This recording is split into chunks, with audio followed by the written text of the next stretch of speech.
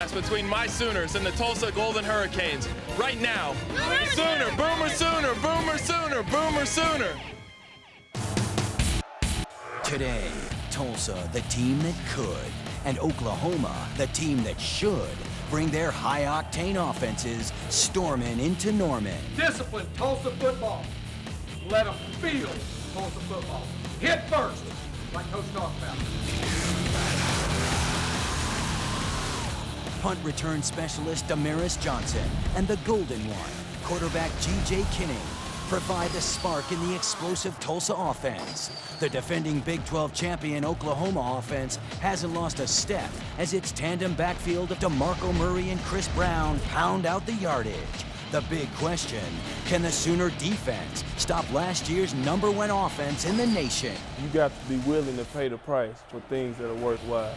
Tulsa and 12th ranked Oklahoma, now on College Football Saturday.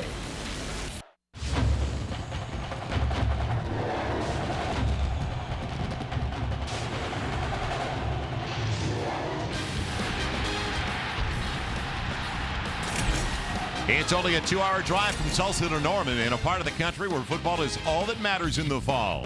Sooner quarterback Landry Jones and wide receiver Ryan Broyles worked well together last week, while Tulsa quarterback G.J. Kinney has one of the most dangerous receiving threats in the nation in Damaris Johnson.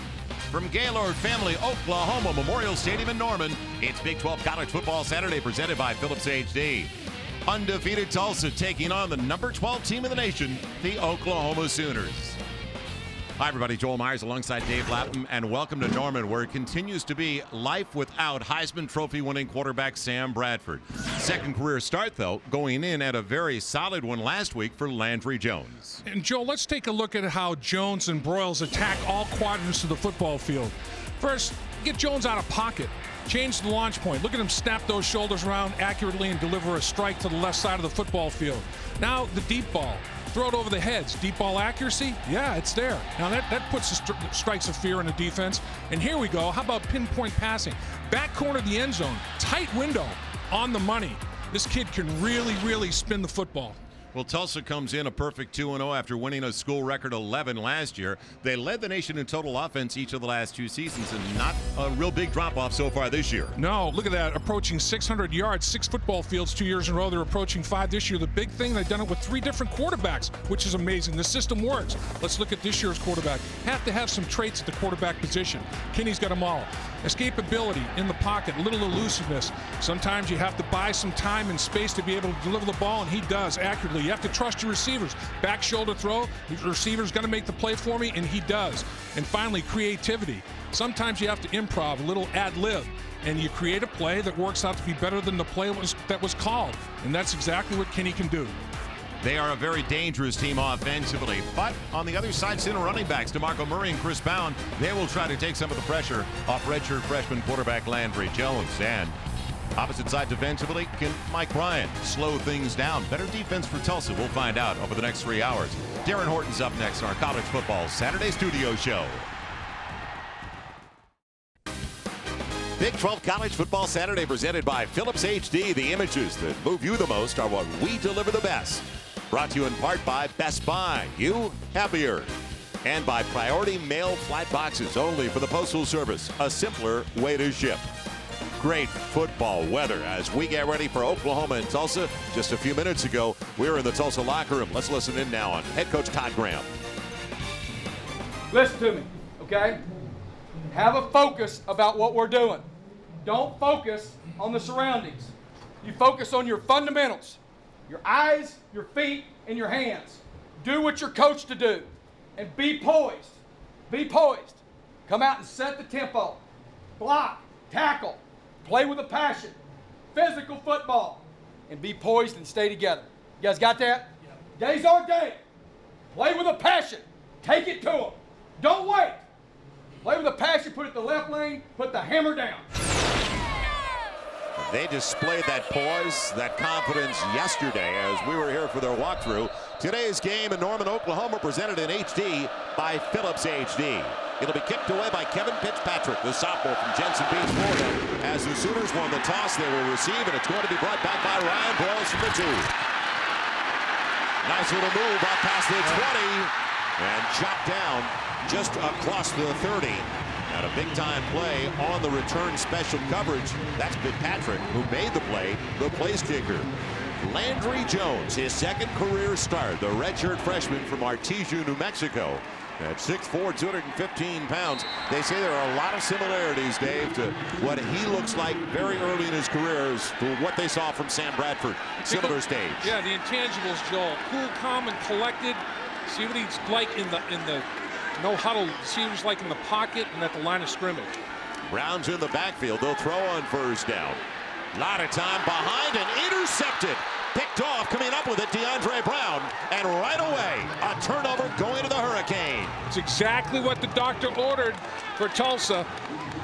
Ball not thrown in front of receiver Broyles. He tries to make a one-handed catch and just tips it airborne. Little play action fake to Brown. Ball's behind him, right hand up.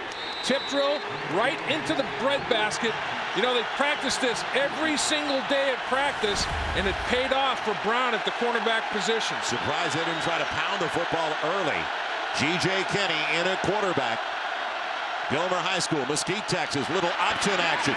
And they smell it well. Jamon Williams put down after a gain of about 3. But as the coaches from Tulsa told us yesterday, Dave, 3 yards is not a bad play at Oklahoma. Yeah, you celebrate that, and that's a completion. That's a shovel pass right there. And it's a safe call, because if it doesn't work out, it's not a fumble, it's an incompletion. That was a forward pass for a short gain. So it's going to be second and just about 7.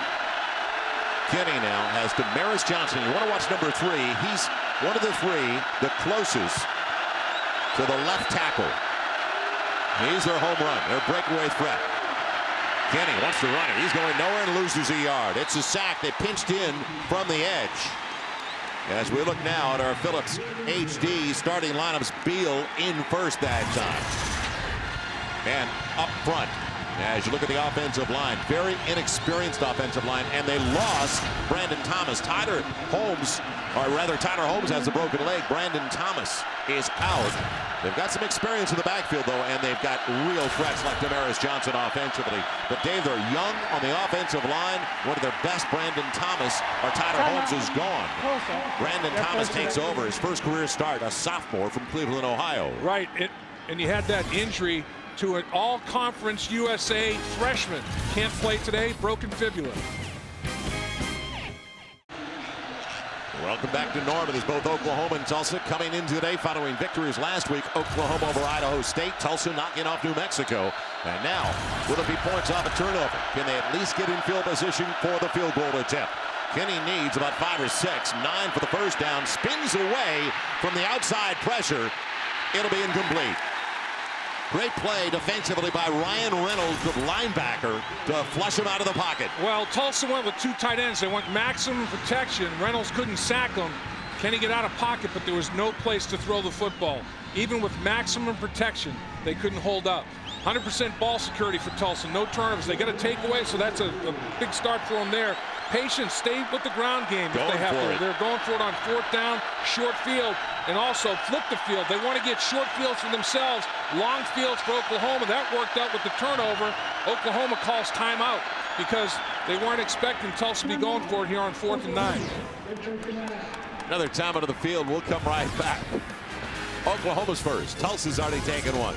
Wild beginning over the first 90 seconds in Norman.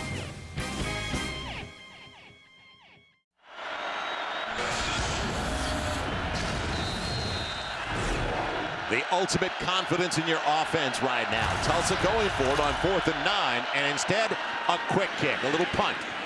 And will Kinney get it to down? No. Couldn't get it to die inside the 5. And you had to wonder, when they got to the line before the timeout was used by Oklahoma, were they going to try to get them offside anyway, as opposed to even attempting 4th and 9? Yeah, 4th and 9, though. I don't know if you try to get them offside. It's still 4th and 4. I mean, yeah, they only gained 17 yards. But then you're at least in field goal territory. If you get those 5 of the penalty, then you're looking at about a 50-yard field goal attempt. Yeah, a little longer than that. So now it's going back to the 20. Oklahoma, as we look at their keys. Yeah, avoid the negative play. No tackle for loss, no quarterback sacks. Balance, run and throw the football. They want to make some chunk plays, big plays. Dump off. Murray's in the flat. A lot of space in the open field and bumped and knocked down in the secondary. Making the play, Charles Davis, the free safety. DeMarco Murray, the junior from Las Vegas. And this is what they have to do. They're trying to find other receivers. This is a great receiver out of the backfield. DeMarco Murray, unbelievably shifty on that sideline as he gets yards after catch. Destin can't bring him down. Freezes Destin. Destin's got to use the sideline as the 12th man. He abandoned the sideline, and he let Murray back inside of him. First down for the 45. Single coverage for Brown. Gets a little bit of a kick-out block, and almost like a running play. He gets 5 close to 6 yards on the second completion for Landry Jones. And that's how you get your quarterback set. Short passes, get his confidence, get his feet set. It's almost like a 3-3 as you look at the members of this Tulsa 11 defensively, brought to you by Phillips HD. They'll have a bandit, which is really a linebacker, but as the coaches told us, and they've got some nice players in the secondary, on the corners in particular, coaches told us they basically open in a nickel and play a dime a lot too. On the end around, Broyles goes absolutely nowhere, maybe a yard down to the 47. And it's going to be 3rd and 3. And on that play, they had Clinkscale with his hand down. They had a 4-3 look right there. And that's the beauty of that 3-3-5 defense with the versatility of their athletes. They can go 3 and 2-point stance. Clinkscale, here he is on the edge. He can go in a 2-point stance or he can go 3. Can Brown get 3? Nifty moves. He's got it. Across the 45, inside the 44 for the second first down of the game. For the Oklahoma Sooners, they come off their win 64-0 over Idaho State, and the luxury to have 2 1,000-yard rushers. Chris Brown last year and DeMarco Murray. All Chris Brown does is gain yards. Very undervalued, underappreciated, not undervalued, but underappreciated player for Oklahoma.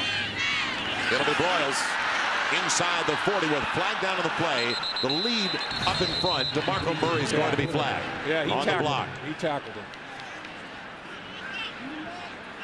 And that's the kind of thing, no negative plays were one of the keys. No mental mistakes, no penalties, no tackle for loss, no turnovers. So far, they've turned it over with the interception, and now they have a holding penalty on the edge. You got to avoid the mental breakdowns, the self-destruction. 10-yard penalty, first down. Murray just trying to, be physical and finish his block, but you have to keep your hands inside the framework of the body. Look at him, he bear hugged him. I mean, that's just assault right there. That's an easy call. He just body slams him, turns him, body slams him to the turf. Have to keep your hands inside the framework. The official downfield saw both hands on the back of the defender. Can't do that. From the point of the infraction, it's going to be first down all over again. 1st and 15. Ball back at the 49. Underneath. Inside the 40, Brandon Caleb. Real question marks. First of all, the inexperienced offensive line, Dave, for the Oklahoma Sooners, and also the depth at the wide receiver position. Who's going to step up and support Broyles in the passing game? The offensive line, still, it's very competitive. Every snap's an audition. They formed a nice pocket there. Second and plenty of time for the quarterback, but way over the head of Brandon Caleb. His wide receiver out of Richmond, Virginia. So it's going to bring up 3rd and still close to 5. One thing you're going to see today is up-tempo. Oklahoma and Tulsa. Both offenses want to run about 80 snaps. They only want their defenses on the field for 50, 55 snaps. So both of these offenses want to play in the left lane, the passing lane, the traveling lane, and they want to floor it up-tempo. Jones looking back to the signal. It'll be 3rd down. And a little slant behind Caleb. He still has it, though. Get a lot of space. If it's in front of him, Dave, I think he takes it the distance. Yeah, that's the second time the ball has been behind the receiver. First one, Broyles ends up an interception. This is just a nice route to get inside position. Just throws the defensive back to the outside, get underneath him. Murray, big seal on the left side. First down, Oklahoma, inside the 15, down to the 14. Run out by the bandit, DeAndre Brown. Almost a horse collar, but he let it go and didn't take it down, didn't take him down to the turf, but grabbed at the back of the collar. This is where you get good runs. Wide receivers working down the football field, trying to give extra yards for the running back. Don't see a flag yet. They're going to review this for some reason. It's not, I mean, what's there to review? I don't know. The clock was maybe messed up a little bit. They're going to reset the clock. No flag. No flag anywhere, no. I mean, I think they had to reset a clock. Well, that'll slow down, and both teams want high tempo. They want to run a lot of snaps. The ultimate About 80 snaps a game, as Todd Graham told us, and last year they averaged 78 on the offensive side.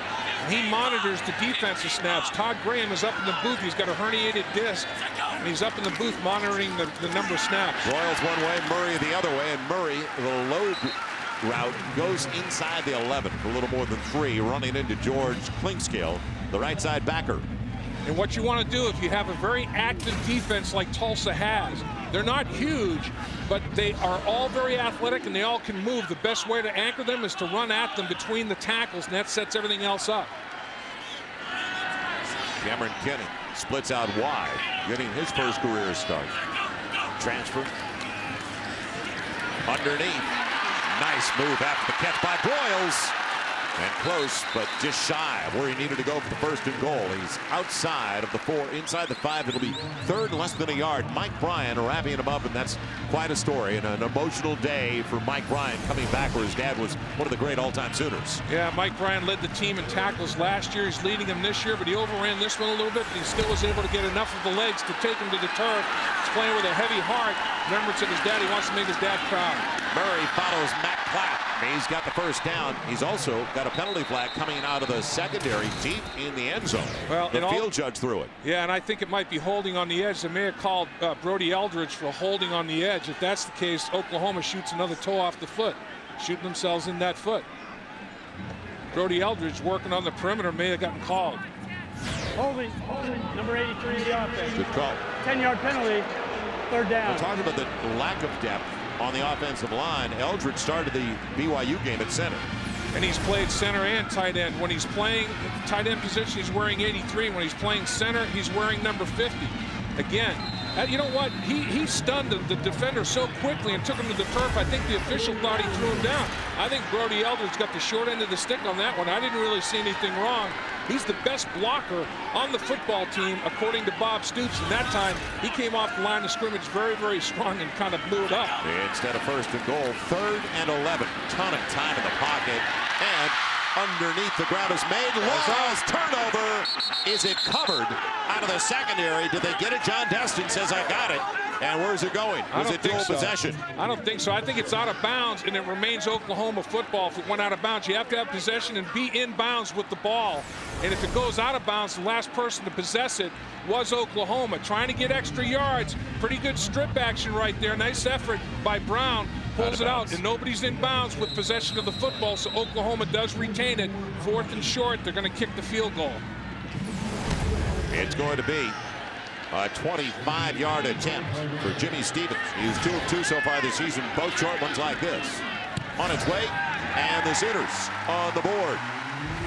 So the 25-yarder gives Oklahoma a 3-0 lead in Norman. We'll come back. 9:08 left in the opening 15 minutes of play. It was a 13-play, 72-yard drive, and well, they had a first and goal, but it's taken out by the holding call against the tight end. So the Sooners settled for 3, looking for back-to-back wins after taking apart Idaho State, the shocker against BYU, but they didn't have their quarterback, Sam Bradford, for the second half of that game. Harris Johnson goes back waiting for the kick. Oklahoma had to overcome 2 holding penalties on the same drive. They overcame the first, but the second was too much to overcome. Cannot suffer penalties like that. Moreland kicks it away, and it's going to be Damaris Johnson from about the 2. Nice lane up to the 30. Just across to the 31-yard line. So Tulsa gets him for the second time offensively for a Phillips HD game break. Let's check in now with Darren Horton. Darren? Joel, number 18, Nebraska, big test in Blacksburg. After a big return, the Hokies' Ryan Williams punches it in from 1 yard out. Number 14, Virginia Tech up 7-zip. Joel? Now there is touchdown, Virginia Tech. And I've been to Blacksburg. Dave, very difficult place to play. Beautiful part of the country. No Frank doubt. Beamer, though, makes it real tough on you. G.J. Kinney in it, quarterback out of the gun once again, flanked by Jawad Williams. Now Kinney in trouble and coming back the other way. Beautiful throw. He's got Trey Johnson, the junior from Grand Prairie, Texas, for a first down. Boy, did he stop it and square up. He did, and he had Jeremy Beal that wasn't fooled by the misdirection. Beal is out there trying to spy him on the perimeter. Watch 44 in the red jersey, staying right with him. He has to drop down a little bit, change his angle of release, and he throws his strike back across his body. That's big time. They run. Opestjeton, the running back, instead of the dump off completion. And it goes to Charles Clay, the junior from Little Rock. Good gain on first down. That's almost like a running play for them.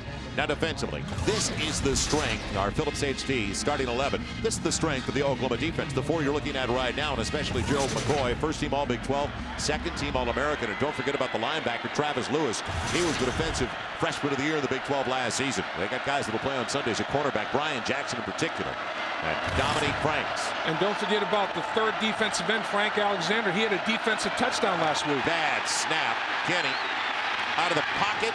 And I think he got it back to the line. I think that is a real intelligent play. He didn't get to the line of scrimmage, though, did he? Did he get to the second down marker? It was hit by somebody on the sideline right between the marker at second down and the first down marker.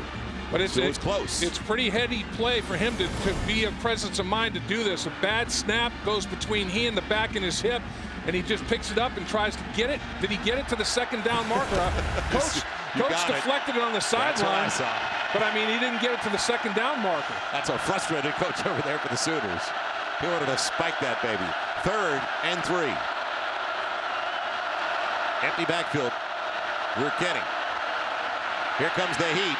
And he's got Damaris Johnson right at the marker. Boy, he got a great spot. Down to the 38. I think he's got the first down, Dave. Keenan Clayton on his back. If he doesn't, I go for it if I'm Tulsa.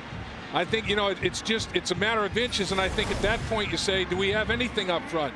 And that'd be a real test for this Tulsa offensive line. You talk about a sure tackle in space, though, and that is a very slippery, elusive player. And Keenan Clayton, who's a very versatile guy, can play linebacker in their nickel as well as in the secondary.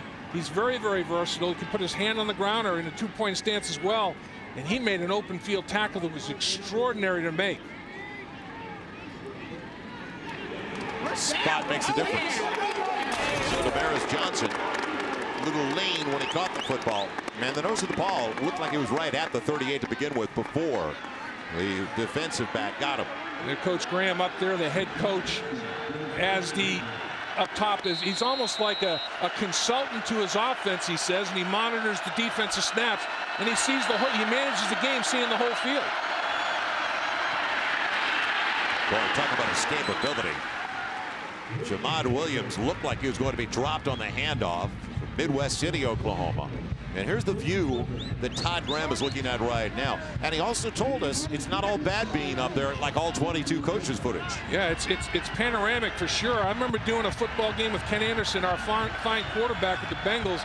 We were 3 men in the booth, and he said I can complete 100% from up here. I mean, you can see everything, and that's the point. Down in the field, you don't have as good a perspective as you do from up top like this. Kenny on 2nd and 9. Again, trips to the wide side of the field, 2 to the short side. Floods it. Johnson's there inside the 30. Ripped down immediately again by the backer, Keenan Clayton. Honorable mention All Big 12 last year for a gain of about 8. And taking a hit is Kenny once again. The pressure's there. They're doing a good job of getting him out of pocket, making it easier for his offensive line. First down marker brought to you by Overstock.com. Your entire order ships for just $2.95 at Overstock.com. At home with the Overstock.com. What they're doing, Joel, is changing the launch point and getting Kenny out of pocket and allowing a wall to be built. Much easier to block. Little flanker screen. Damaris Johnson off to the races. Makes a miss. Trying to spin away from the backer on that side. Finally, Ryan Reynolds catches up with him. But you saw how versatile this young man is. Well, this is almost like a pitch up. This is a long lateral. You know, and right away, get the ball out in space. And this is where DJ Johnson does a tremendous job. I mean, he is so elusive, change of direction, tough to bring down one-on-one in space. His drive started back on the Tulsa 31. Very efficient. And a heady drive orchestrated by G.J. Kinney. And the coaches are doing a good job having him get the ball out of his hand quickly so the pass rush doesn't get there. They're changing the launch point and getting his ball out of his hand in less than 3 seconds. Nice coaching job. No, timeout has been taken. Tulsa emphatically trying to get it called. And as I looked at that, Dave, maybe the middle of the field, if they can find something, and I know they don't use their tight ends all that often, Jake Collins or Clay Sears, but the middle of the field looked vulnerable, at least when they went to the line. And Collins, last year, he had 6 catches. 5 of them were touchdowns. So he was a red zone weapon, obviously, for him to have 5 touchdown catches and just 6 receptions. Dave, time for our Fearless Predictions presented by Phillips HD. Yeah, and Johnson not only leads the conference with 240 all-purpose yards, it's #1 in the nation. And last year, he had over 170 all-purpose yards a game. That was 5th in the nation and 1st in the conference. He can run it. He can catch it. He's a return guy, and you'll see him lining up at various spots. Instead of where's Waldo, it's going to be where's DJ. He's here, he's there, he's everywhere, so beware. Yeah, in the opener at Tulane, returned a punt for a touchdown, 66-yarder. Believe it or not, that's the first time that has happened in his career. He leads the nation, 240 yards all-purpose per game, 177 last year, and only getting better. Well, tell me he doesn't look like Darren Sproles here. Remember him, Kansas State, San Diego Chargers, same kind of change of direction, very kind of short legs from the knees down. Looks like Darren Sproles. Kenny keeps it himself on first down, sliding off the left side. Tough kid. Last week he tried to run it in, and Todd Graham, as he was imploded at the 1-yard line by a couple in that win last Saturday against New Mexico. His coach said, "What are you doing?" He goes, "I was trying to get the best of them." Run them over, yeah. He goes, "They smoked you. Go now." Yeah, and this is a design play like West Virginia. Rich Rodriguez, they have designed quarterback runs in this spread. Second down, and all tangled up was the wideout on that side. Charles Clay, who set up in the slot, their big guy at 6'3", 230. Not only tangled up, Kenny, but all tied up now. Yeah, their shoelaces are stuck. Their shoes are stuck together. They got their shoelaces all tied up. I mean, that's amazing. It's like Siamese twins right there. They're going to have to cut them apart. Adrian Taylor is the man down with them. And the pressure has been extraordinary. Taylor wins on the edge.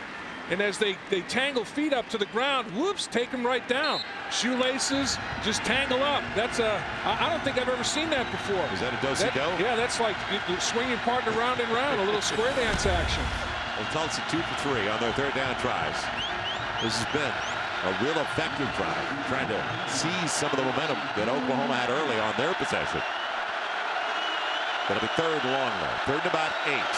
A little play action for it a few times, and throws behind as it's intercepted by Brian Jackson. Jackson out of the end zone. Outside of the 2 to the 3, but well behind the intended target, unfortunately for Kenny. And that's Kenny's first interception of the season. It couldn't have come at a worse time. It's in the red zone. Remember, one of their keys, 100% ball security. They get no points in the red zone. They get down inside the 10-yard line. They not only don't score, they turn it over and give the football to Oklahoma.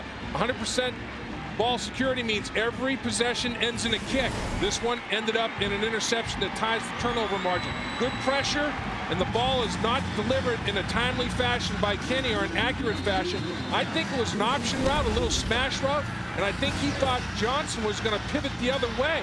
And he didn't. He just settled right down. A little miscommunication between receiver and quarterback. Landry Jones under his center this time. Chris Brown, tough 2, up to the 5. So we've seen Landry Jones out of the gun most of the game, as he is 7 of 9 passing for 72 yards so far. He was picked off on a deflection, a ball early, if you joined us a few minutes into the game, behind Broyles, his wide receiver. And so all of a sudden now, they played it safe that time, but they go back to the gun. And they're both going to their go-to guys, and they get intercepted by going to their go-to guys. So the defenses know that's their go-to guys. Who's going to step up to support those go-to guys? And he changed the play.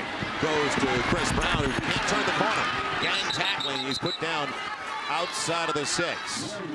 Well, it's time now for Jim Noxon, our free credit report.com sideline report. Noxie. Okay, Joel, there's no doubt about it. The game plan for Tulsa today, stack the line of scrimmage, make Landry Jones, the redshirt freshman quarterback, beat you.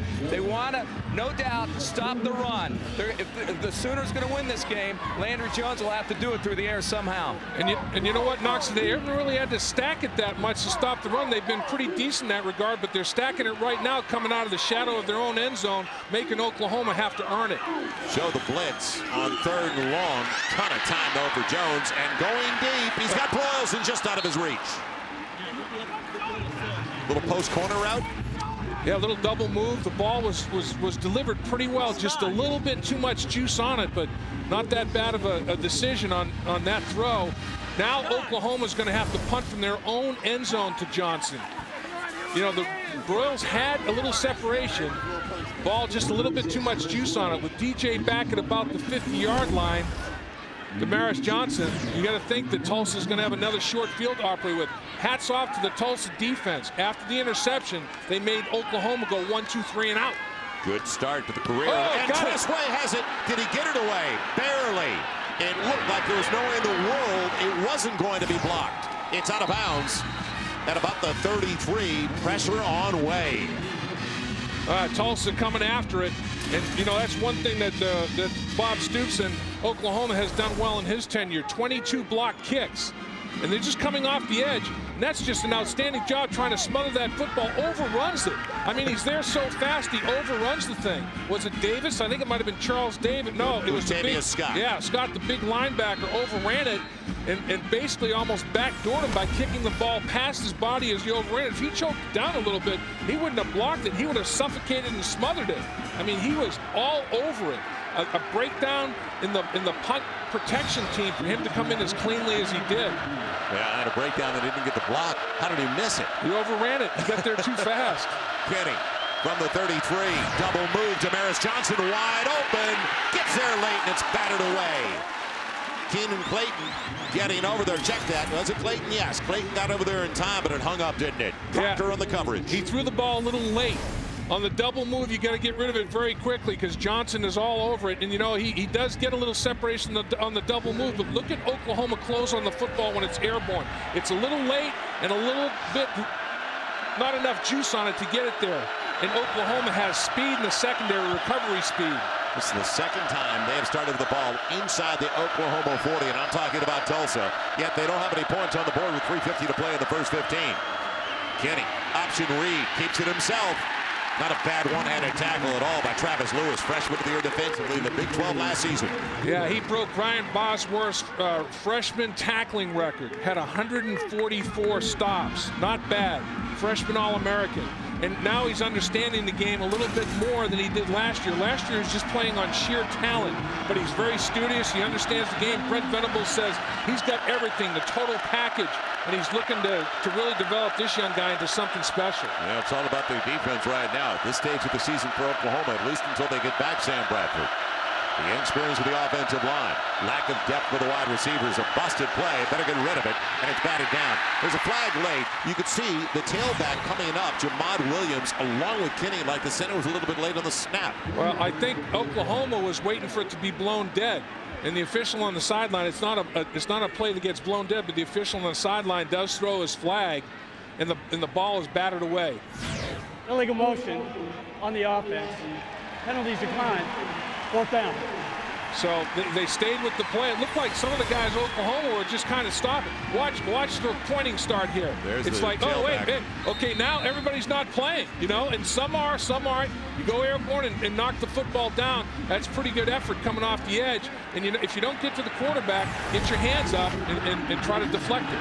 Kevin Fitzpatrick tries to tie things up with a 50-yard attempt out of the hole of Such, the punter.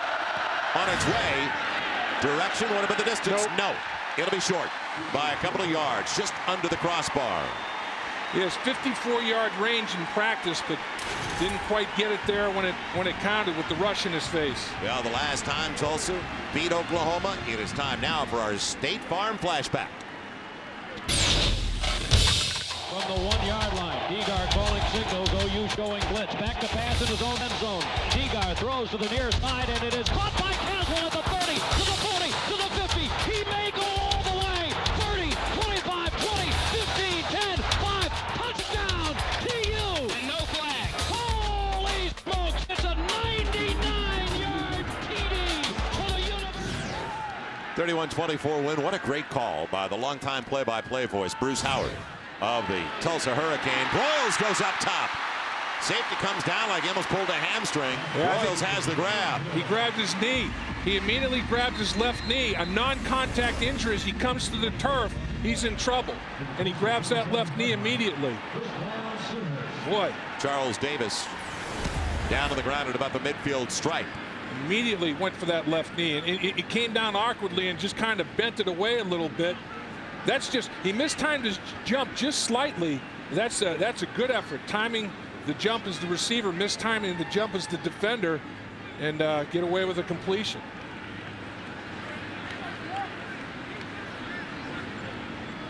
So Broyles making his quarterback look pretty good there. Broyles, a sophomore from Norman, who had 7 catches for 155 yards last week. And there's obviously the communication that they're looking for Landry Jones to find with his young group of wideouts, and they are young. Broyles had 40% of Landry Jones's completions last week, 55% of his yards, and 100% of his touchdowns last week. So those guys are in sync. Got to find somebody else to help. It'll be a first down when they put it back in play in Tulsa territory. Our Fearless Predictions presented by Phillips HD. DeMarco Murray, the catalyst over the first couple of games with a lofty 7-yard average for Oklahoma. But they, as I mentioned, the luxury of Brown and Murray, the first team in college football to have a 4,000-yard passer plus 2,000-yard rushers, Brown and Murray last year, to go along with Bradford's 4,000 yards in passing. And the key is keeping Murray healthy. The last 2 bowl games he has not participated in. This guy is a stud physically. Just got to keep him on the football field. He can put up crazy numbers. So from the 47 of Oklahoma with a 3-0 lead for the Sooners, 2:45 left in the opening quarter. It's DeMarco Murray turning the corner.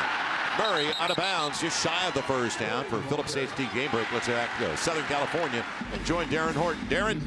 Joel in Seattle, number 3 USC at Washington. Jake Locker with a 4-yard run to cut the lead to 3. By the way, Aaron Court got the start for SC.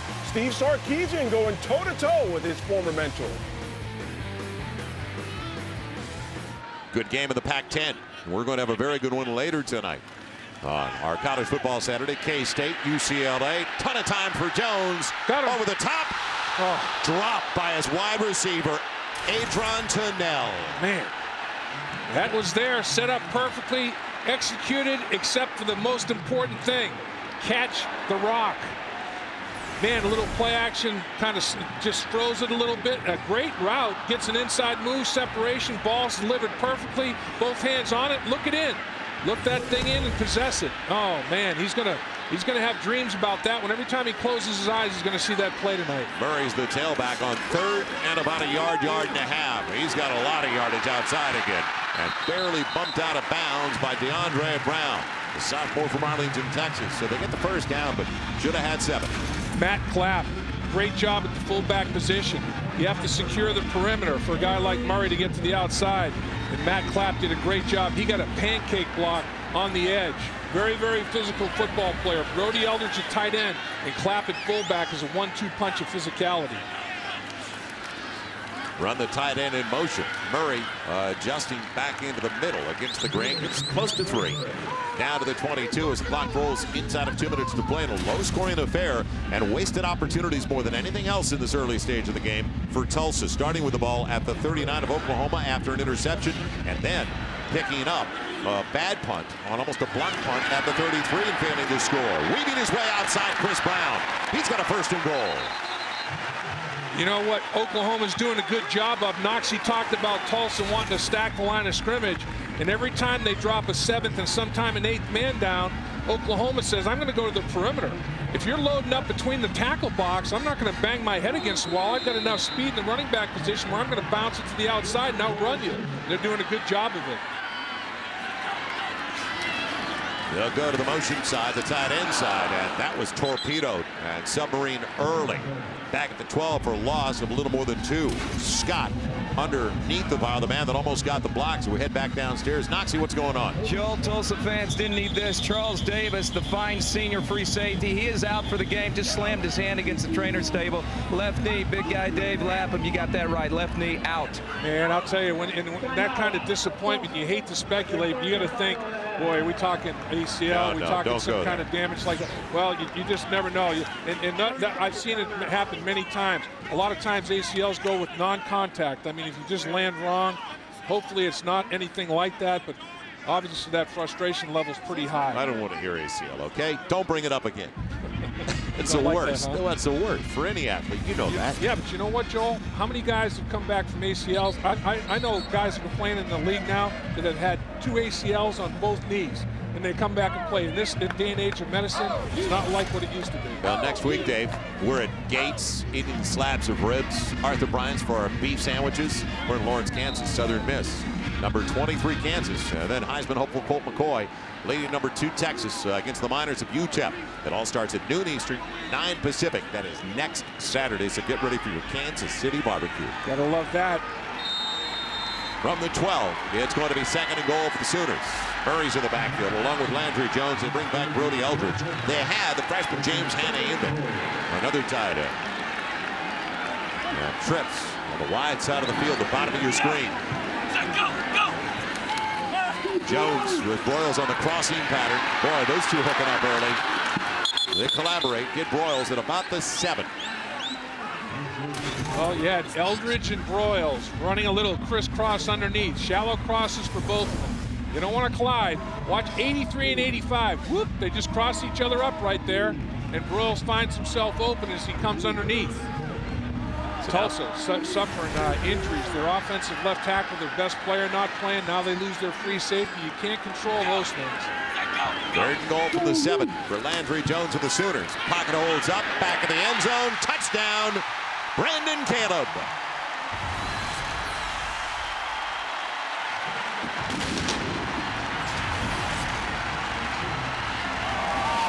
That's the first touchdown pass that Landry Jones has had to somebody not named Broyles. Just over the outstretched hands of Arnick, the linebacker, and right into the very, very anxiously awaiting hands of his receiver. Excellent play, Caleb. Jimmy Stevens for the point after. In the final 35 seconds of the first quarter. And it's now a 10-0 lead for the Sooners. Brandon Jones, opportunity to look around. He had some time, didn't he? He did. He had time and he had space. And that's even as important as time is having separation and space so you can survey the field. You don't have bodies in your line of vision. And look at the line of vision he had. And he just gets it. Look at, over the outstretched fingertips of Arnick. Doesn't get quite deep enough a drop. And he can't get airborne enough to knock it down. And it's a very, very sure possession of the football. 4 touchdown passes now for Landry Jones to go with 2 interceptions. So as you mentioned, Caleb, someone other than Broyles, catching a touchdown pass from Landry Jones. At Oklahoma, well, how have they done over the last 10 years under Bob Stoops? Our days in leaders, the very best. They've been spoiled with the consistency. And when you look at those numbers, Dave, 6 out of the last 10 years under Stoops have won Big 12 titles each of the last 3 seasons. And you know, that includes Ohio State's victory, given number 89, includes their victory today. Bob Stoops, 61-2 here at home, 25 straight home wins, ties the school record. They can win today. They set a new standard, consecutive home victories. Those are set during the 49-53 seasons. It'll be Johnson. And on the short kick, Damaris Johnson all the way out to the 40. Another short field for Tulsa. So they've had great field position, and this time set up by Damaris Johnson. Damaris Johnson is an all-purpose guy. And this is just a good tackle in space where the guy is elusive and slippery.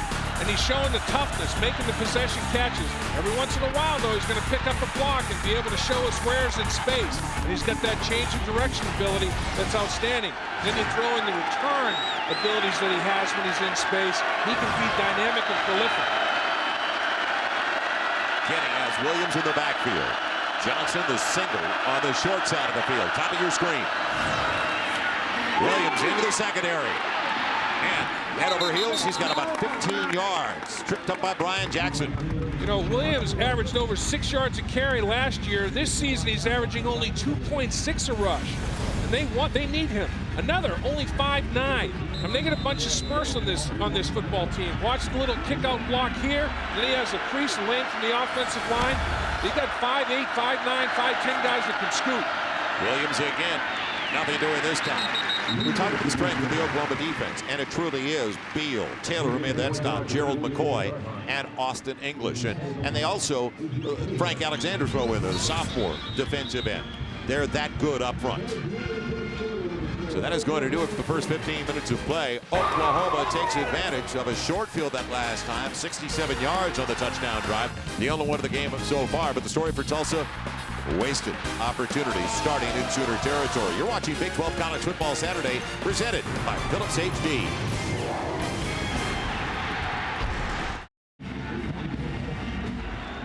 We get ready for the start of the second quarter. Welcome back to Norman, Oklahoma. Joel Myers, Dave Laps, Jim Knox down to the sideline. College Football Saturday, presented by Phillips HD. And a second and long, first snap at the second 15. Tulsa, short field to start with. And let's see what Kinney's doing as he checks off at the line with Williams in the backfield. He's got room to roam. It's Williams. Can't get to the marker, but he's about a yard and a half shy, put down by Ryan Reynolds. eHarmony, first quarter numbers. Oh, these are the two important plays right here. Oklahoma has an interception. All right, Oklahoma's an interception. Tulsa does nothing with it. Tulsa's interception ends up an interception in the end zone when they're inside the 10-yard line. So they had turnovers that they didn't take advantage of. Then they had a costly one that they get nothing in the red zone. Kenny gets it, quarterback keeper, big kid. Gets a couple of yards, almost 3, down to the 33. And flag. They didn't stop on the play, did they? Well, they didn't blow the whistle early enough, and all the momentum started rolling backwards. Kenny's got some very, very strong legs. His lower body is very well developed. He was offered the linebacker position by some schools coming out of high school. So he's got some leg drive. He's got some short area explosiveness to him. He's got the mentality of a linebacker, the way he approaches the game sometimes, too. Oh, Pesterton takes over in the backfield, the sophomore from Allen, Texas. But it's G.J. Kinney out of the Dallas suburb of Mesquite, who's running the offense. First down from the 33 of the Sooners. And too much time. Game. Yeah, too much time. Play clock expired. Delayed offense, 5-yard penalty, first down. Well, G.J. Kinney originally started at Texas. He left there, sat out a season. So he's starting basically for the first time since 2006. As you look what he did in high school play in Texas with some pretty strong company. And the reason he left Texas is guy right below him, Colt McCoy, was there. So Kenny says, you know what, Colt McCoy is pretty good. Heisman candidate this year. Graham Harrell, of course, rewrote the record book at Texas Tech and some NCAA records as well. Very, very lofty company that he's in there. That's a high cotton group right there. So he can play the game. Markoff makes it first and 15. Back at the 38 of Oklahoma. Williams is back into the game, and he's met by Ryan Reynolds right away, the middle linebacker. So put down by the senior from Las Vegas, suffered a knee injury in the Texas game last year. Was a torn ACL and missed the rest of the season. He's one of their leaders defensively. Well, what Tulsa has to do is stay with the running game, be patient. And Herb Hand talked about that. He said, you know what, we want to try to gain 100 yards. It may take us 40 carries. That's 2.5 a carry. But the fact that we have to stay with it and celebrate a 3-yard gain will help set some other things up. And they are staying patient with that running game. It'll be second and long. Kenny out on the edge. And on the comeback route, wide open. He takes his tight end, or make his wide receiver, a big kid at 6'4", 210. That's Slick Shelley, the senior from Fort Smith, Arkansas, his first grab of the game. And this is what I mean. The play fake freezes him a little bit, and he gets out on edge. Austin English chasing him, but now throwing accurately on the run. You know, you run the football, then play action sets up a perimeter pass with the quarterback out of pocket and finding a little bit of open real estate. In the red zone again, got to finish drives. Kenny throws it behind the line to Maris Johnson. Boy, he can take a shot, can he? Because he definitely did inside the 5, down to the 4. Reynolds got him. Well, Reynolds going over the top, though, is Quentin Carter trying to get his money's worth of free safety. Reynolds last year wore number 8. This year he's wearing number 4. It's the number he wore in high school. And he's trying to almost break the jinx. He's had multiple knee surgeries. And this guy's like a coach on the football field. But, you know, there's an old axiom in football that applies to DJ. Low man wins. It's hard to get down to his center of gravity. It'll be second, a little more than 2. Kinney trying to spin free, but Gerald McCoy was in the backfield. You know, McCoy, coming into today's game, had just 7 tackles, but 5.5 of them were for loss. And this is what this big boy is capable of doing. I mean, he just, the trapper misses him. Nobody really lays a hand on him. He makes a great read, and all of a sudden it's tackle for loss. You don't want those negative plays, sacks or tackle for loss. Yeah, Thomas, the left tackle, starting for Tyler Holmes. Missed him on that play. Tough tackle for a guy making a start, a sophomore. So Kinney calling the play at the line. Going to be 3rd and about 5. Will he get it off in time? Movement on the right side. Noise factor, maybe. Sure, all of that. I mean, the key to the football game is, will the offensive line for Tulsa be able to hold up to that defensive front for Oklahoma? False start, number 60 of the offense. 5-yard penalty, 3rd down. And you realize the clock is starting to wind down, and you're starting to get a little bit antsy, and you know, inside, you start to flinch a little bit. And there's the center trying to set the silent count, and there's the early movement by Gates. He opened the gate. And you can't have penalties in the red zone. I mean, you've worked so hard to gain these yards, you cannot knock yourself backwards when you're in the red zone with penalty or turnover, and Tulsa's done both. So now it's going to be 3rd and 10 after the mark-off. They pick up the blitz. Kinney gets away momentarily. The second time, look out, spiked away. Ball's out. Jailbreak, and Oklahoma's got it. Picked up by Adrian Taylor. I'll tell you what, I think the strip that took place was, Beals knocked it out of there, and the persistence to stay after Kinney, I mean, that was pretty dynamic as well.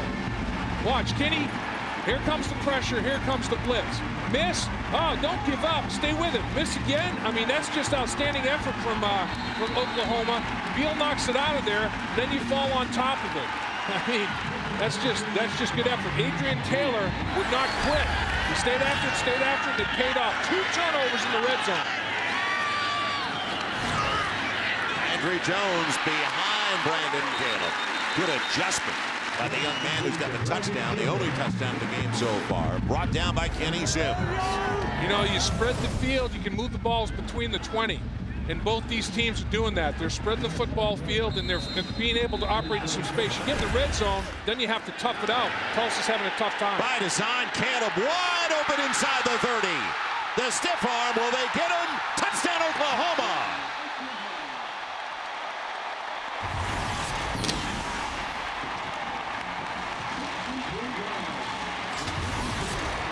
Double stiff arm by Caleb. Brian Bosworth likes what he's seeing there. He stiff-armed Kenny D. Sims twice. He got him with the left hand, separated, got him with the left hand again, and finished. And remember, Caleb missed a surefire touchdown bomb. The ball was there for him, hit him in the hands. He didn't finish it. He finished that one. Jimmy Stevens for the point after, and it's good. Yeah, Tennell dropped that bomb, so they could have another touchdown on the board. Long touchdown pass. But Caleb finishes this one. Left hand, boom.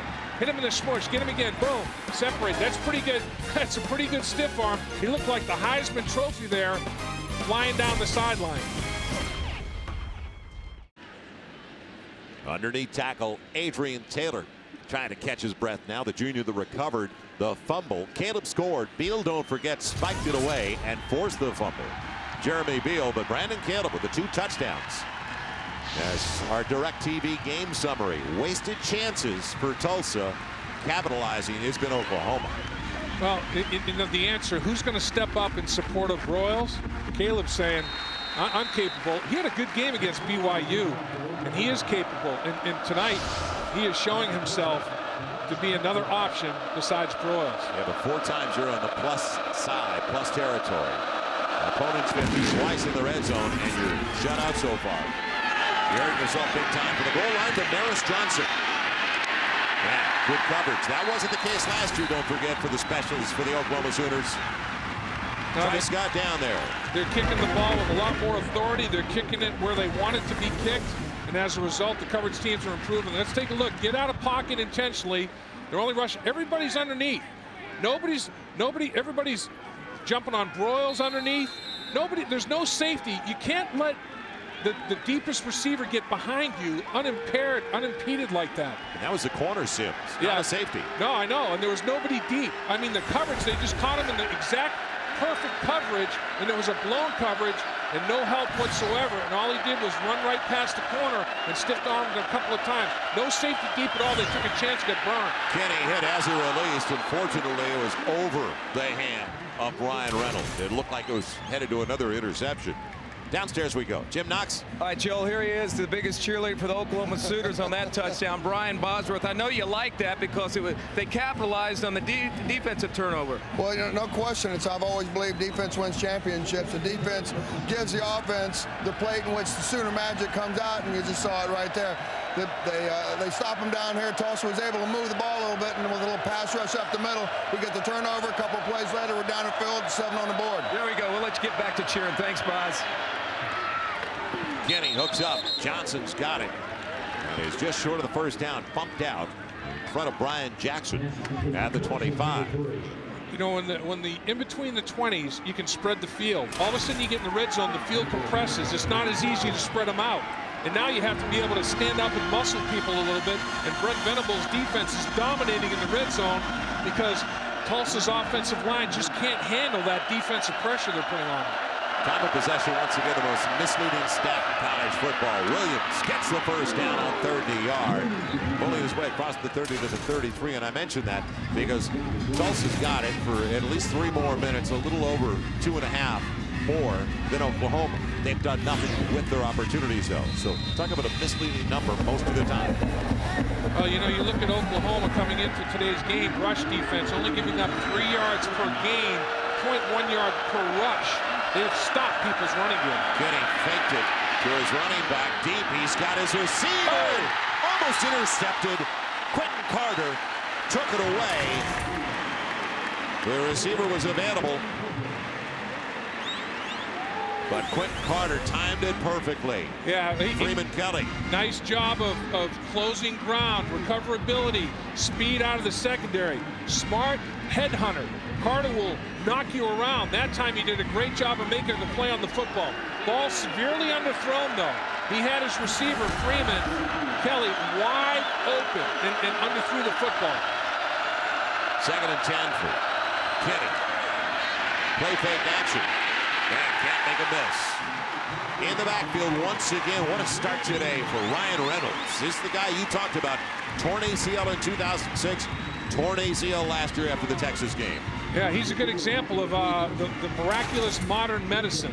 I mean, coming back from each time from serious knee injury. And that time he played his angle perfectly, contained it, turned it inside, and made the tackle all by his lonesome. Outstanding effort. So now 3rd and long. Better pocket protection for Kenny, and collapses at the end, but he had his man. It was simply dropped by Johnson. And that's a rarity. It looked like it got into the body of Damaris Johnson. Well, the reason the protection was a little bit better is Oklahoma only rushed 3. Watch, they'll rush 3, and they'll drop 8 into coverage. And even with 8 into coverage, there's a little opening in the seam of the zone that they can take advantage of, but DJ doesn't squeeze the football. A drop pass. So Tulsa, lack of execution is hurting them big time. Ryan Broyles waits back inside the 30. Michael Such will punt it away. Pretty good one. Good hang time. And Kenny going low with a flag on the play. Yeah, interference with his opportunity to field the punt. He still did. What a near collision as Jamon Williams was flying down the middle of the field. And he just got up underneath him and just burrowed his way to the football, caught it. Guts. That's what that takes. Serious guts. Yeah. Return guys have to be crazy. Kick catch interference, number 23 of the kicking team. 15-yard penalty. It is first down. From bad to worse. Well, that's just a great effort. I think he thought he was down. He just kind of like touched him down. Big mistake by Tulsa.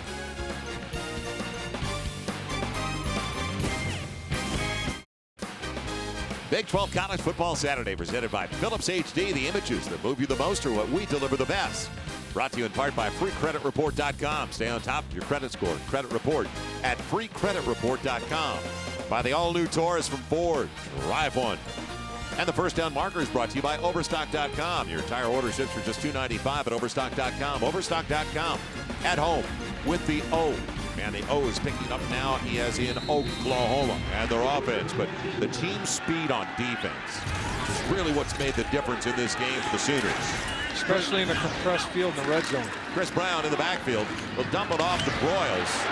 And he's close to a first down on the catch. Knocked out of bounds after a gain of 8, almost 9. You know what was impressive out there was Brandon Caleb. He's caught 2 touchdown passes. What he did without the football for his teammate Broyles was big. Caleb did a nice job on the perimeter blocking for him. Let's take a look at him out here. He's on the very edge. On second and short, Chris Brown slides through for 3. He's got the first down. Down to the 46. So now let's see if Oklahoma can chew some clock. 9 minutes to play in the half. As I mentioned, Tulsa's had it for 4 more minutes. Couldn't tell by the scoreboard, but time of possession could be very misleading, can't it? Yeah, it definitely can. And Tulsa's defense is starting to take a lot more snaps than they're used to taking, and they anticipated taking in this game potentially. Landry Jones checking off at the line. Little counteraction. Brown. They pull the lineman. And what a pull it was. Big guy, Jarvis Jones, leading the way from right to left. And he gets about 9. So it'll be second and a yard. Well, save up to 70% off brand names every day. First down marker brought to you by Overstock.com. Check it all out. Overstock.com at home with the O. On second down, Brown. Nice lane. This time just sliding outside. Tackle on the right side to the 26. Well, Coyle puts him down. What Oklahoma's got going now, Kevin Wilson, he's forced Tulsa to go to a 4-man line, and they're pounding the football, running the football at him. You know, this is the 4-man configuration is not their normal deal. Now they're going to drop back to a 3-man and cover the center with a nose tackle. They were in the first 2 snaps prior to that. They were in a 4-man front. Flaps back in there, the fullback. It'll be Brown. The right tackle pulled again. And it's just a power play for about 4. Kind of surprised we didn't see this earlier, the way that Landry Jones threw the football. And granted, he's 13 of 17, 186 yards, but I thought we'd see more of a power game. First play of the game, threw the football behind his receiver, Broyles, but I'll tell you, they're starting to pound it now. And Jarvis Jones, the big transfer from LSU, number 76, in space, boy, an 18-wheeler, rerouting himself, redirecting, getting upfield, throwing a block. He's only 6'7", 300. But at top of the wheels, you see number 76 when he's out there running. DeMarco Murray on the play fake. He's open to the flat if they want him. Instead, it's Broyles. Right at the marker. Boy, Broyles is the favorite target, isn't he? Yeah, he is. And Broyles is the total package. You know, he's got strength-speed ratio. He benches 3 1/4. Very impressive for a guy his size to throw up 325 pounds to the bench, runs a 4.40, and he's smart. He understands spacing in the field of play. He's a very savvy football player. He is definitely the go-to guy. He's definitely the #1 guy. Today, Caleb has proven himself to be a more than worthy 2. Dewan Miller of Metuchen, New Jersey, into the game for the first time. Played as a true freshman last year. They only need a yard, though, as Murray will get back inside the 15. It's brought down by Mike Bryan at about the 13. And Oklahoma is starting to pound this Tulsa defense a little bit now. I think 2 things are happening. Number 1, the defense has been on the field for a long time. And number 2, they're starting to get a little frustrated with the lack of offensive support. They've had short fields, had opportunities, and have self-destructed in the red zone. You joined us late. Tulsa had it 4 times inside the 50 of Oklahoma. Twice inside. There's 2 drives started at the 33-39. Didn't get a point. Twice inside the red zone. Now the snap dropped. It was Trent Rattery, the tight end. Well, that's 2 drops on the night, 2 touchdown passes. Tennell dropped 1. Now Rattery drops another. Tennell dropped a deep ball, and Rattery, the receiver, at the tight end position without Gresham. Let's talk about that. Imagine if Gresham was in this football game at the tight end position, and Rattery looks like he's looking it in okay. He just flat out dropped it. I mean, he didn't lose his concentration, didn't take his eyes off the football. He just didn't secure the thing. Murray in the backfield on second and 10. In the flat, bounces his way into the end zone. Touchdown, Oklahoma. Man.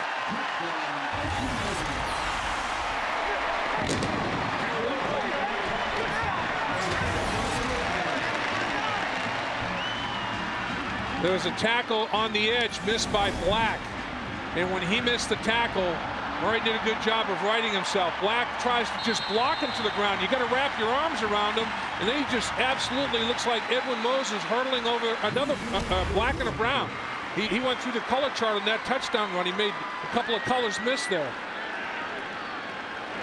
Murray, the junior from Las Vegas, with the extra point by Jimmy Stevens on the short field of only 57 yards, gives the Sooners a 24-0 lead. 5:57 to play in the half.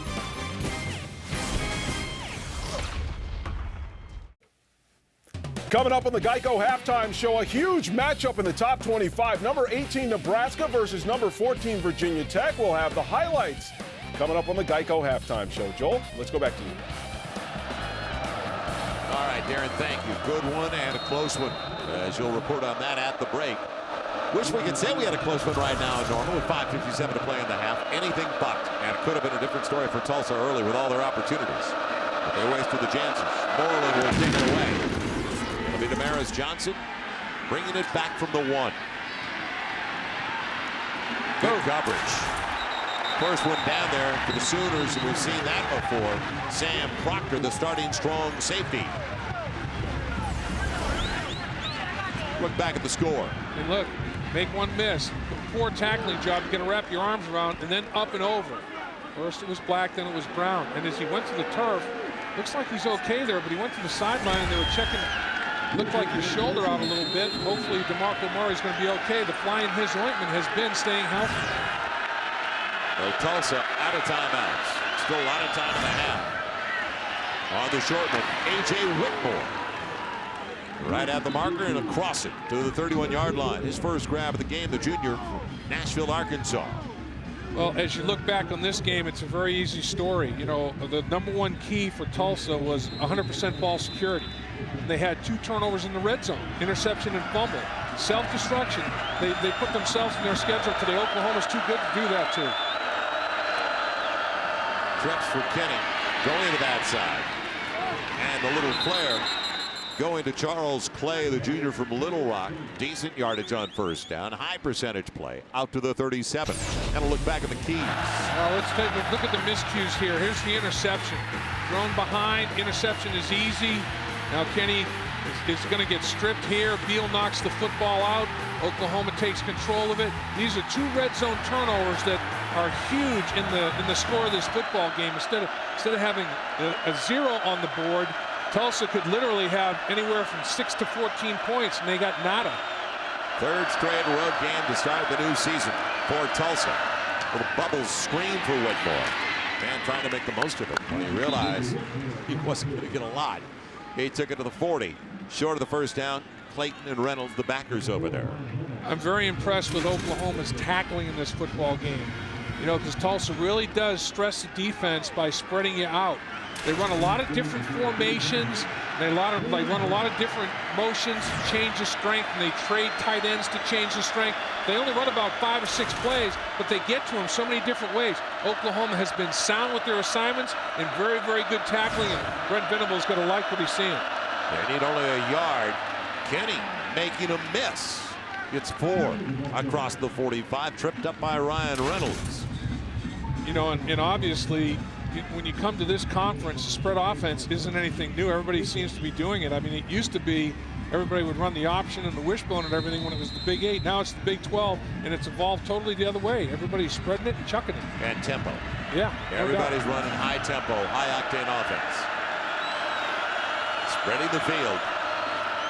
Williams, and giving it back to the quarterback. Nothing doing, though. They stayed at home in the secondary, didn't buy any of that action, and it's Jeremy Beal on the sack.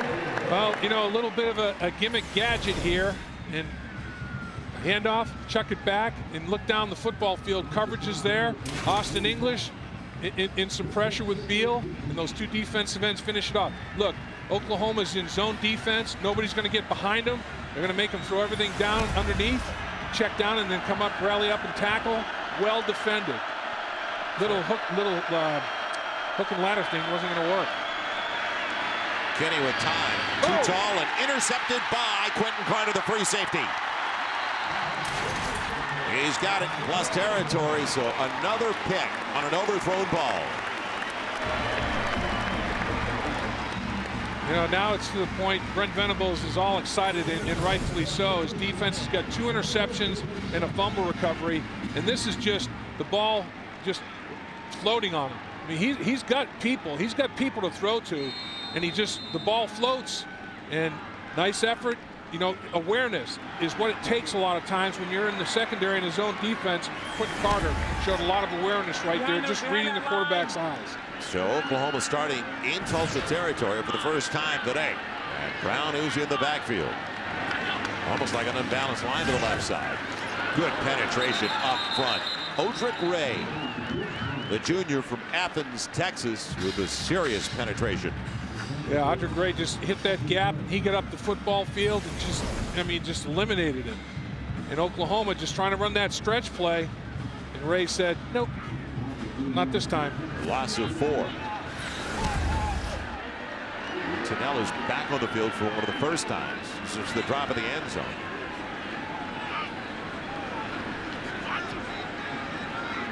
Landry Jones, plenty of time on the play clock to look over at the coaching staff. Got him. And offside.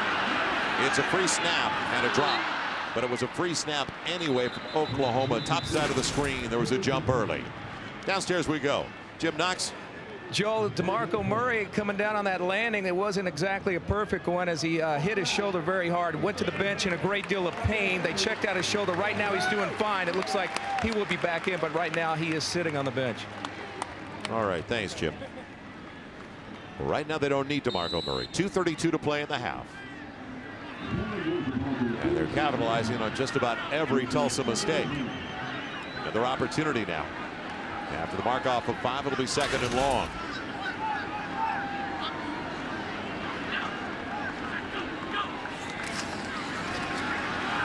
Pocket protection. Too much time. Man. Wide out, Tunnell could not hang on with pressure coming from behind John Destin. Yeah, Tunnell's fighting it. He's fighting the football right now. Instead of being loose and free and easy, he's really struggling out there. Good to see DeMarco Murray back out. Yeah, back out in the football field. And Tunnell, I mean, he's 6'4", 200 pounds. He's got all kinds of ability, but right now, mentally, he's fried. Need 8 to keep the drive alive after the interception. Pick up the blitz. Not quite. And a flag. Face mask. Yep. It'll come back and be an automatic first down after the grab by Octavius Scott. Man, nothing's going right for Tulsa. They and Landry Jones will find out. Personal foul. Face mask, number 56 of the defense. 15-yard first down. If at all possible, step up in the pocket.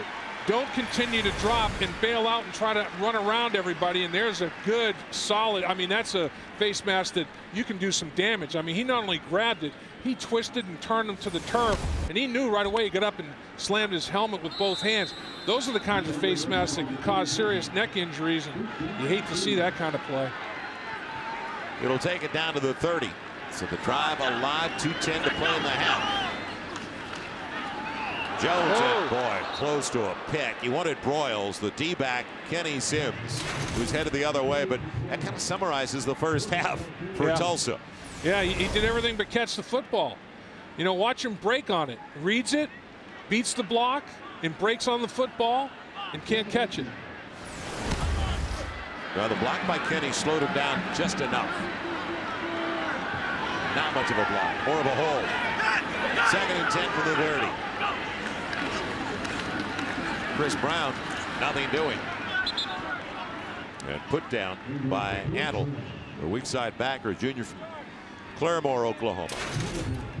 This is tough for Tulsa. There's a lot of guys from the Oklahoma City area that play for Tulsa, and it means a great deal.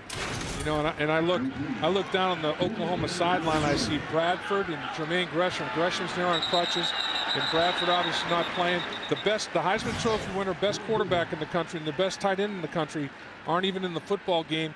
And there's Sam Bradford, and he's doing a great job of helping Landry Jones, being very supportive. Offside, number 90 of the defense, 5-yard penalty. And he knows how much his presence, how important his presence is to this football team. There's Jermaine Gresham, who came as a wide receiver, bulked up, hasn't lost a whole lot of speed.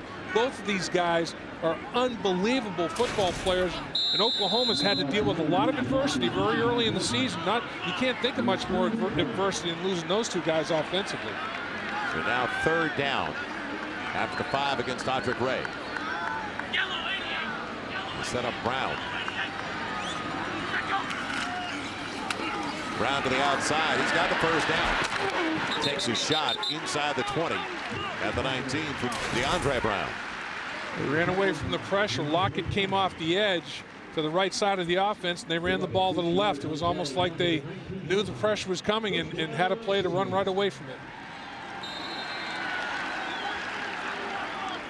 Well, the one good thing for Jermaine Gresham is we spoke with him yesterday, and we've spoken to the staff as well. He can't come back this year because of the injury, but the knee is sound. Yeah, no structural damage at all. Broyles turning inside for good yardage. Mismatched speed-wise, wasn't it? Yeah, it just good in space once again, and working against the linebacker, and you got to think he's going to win that battle. But like you were saying, Gresham has some stitches in the cartilage that just will take some time to heal, but there's no structural damage, and Brian is the linebacker that's down and injured. But Gresham's going to be fine, and he's going to be a big factor in the National Football League. 58 seconds to play in the half, of the Sooners driving once again on top by 24. It'll be 2nd and short for the Sooners. Mike Bryant over on the sideline, the senior. His father was one of the great Sooners of all time, 2-time All-American, Ricky Bryant. It'll be Brown trying to bend it to the boundary. Good pursuit puts him down. Coming up out of the secondary. And a nice play made by Sarkisian, the senior from Hawaii, a transfer. El Camino College. It looked like, Joel, that Mike Bryant suffered a left hand injury. Nothing wrong with his lower body, or hopefully he'll just be able to pad it up and continue to play. But we'll see if he does return. You hate to start losing bodies because, like we were talking about during the break, I mean, Tulsa and Oklahoma both have full conference slates ahead of them, Conference USA and Big 12. Well, we've been talking about Mike's father, and a sudden shock for anybody around this part of the country and everybody in the Big 12. Ricky Bryant, 2-time All-American for the Sooners, passed away unexpectedly, not even 50 years old, July 25th. And yesterday, we spoke with the head coach of the Sooners, Bob Stoops, about the loss.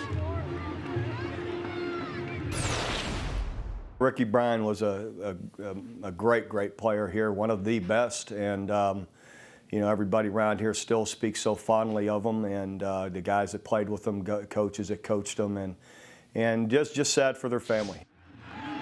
Yeah, our condolences once again. The shock to everybody in college football. It's 3rd and about 1.5 yards for Landry Jones. And good grab by Broyles. He'll get there. Touchdown Sooners.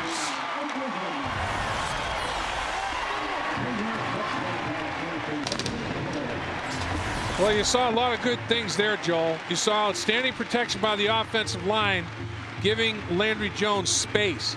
And then you saw Landry Jones throw the ball from the right hash mark to the left quadrant of the football field with some RPMs on it. Then you saw Broyles, after he completed an excellent route, getting in and out of his cut, creating separation, finishing it.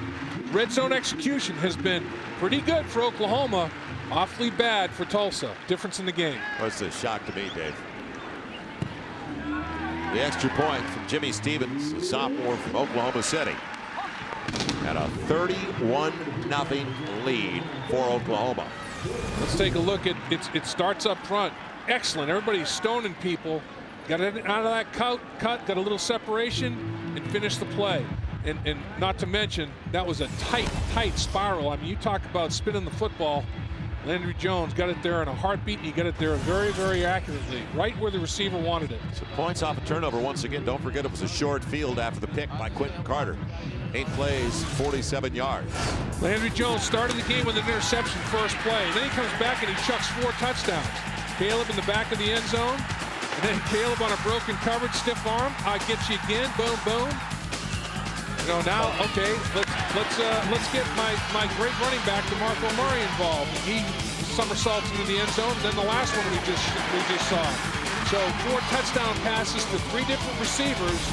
Pretty good in attacking different areas of the football field. That's the good thing. He's employing different people and he's attacking different spots. And that's what makes it tough to defend when you have a passing attack like that.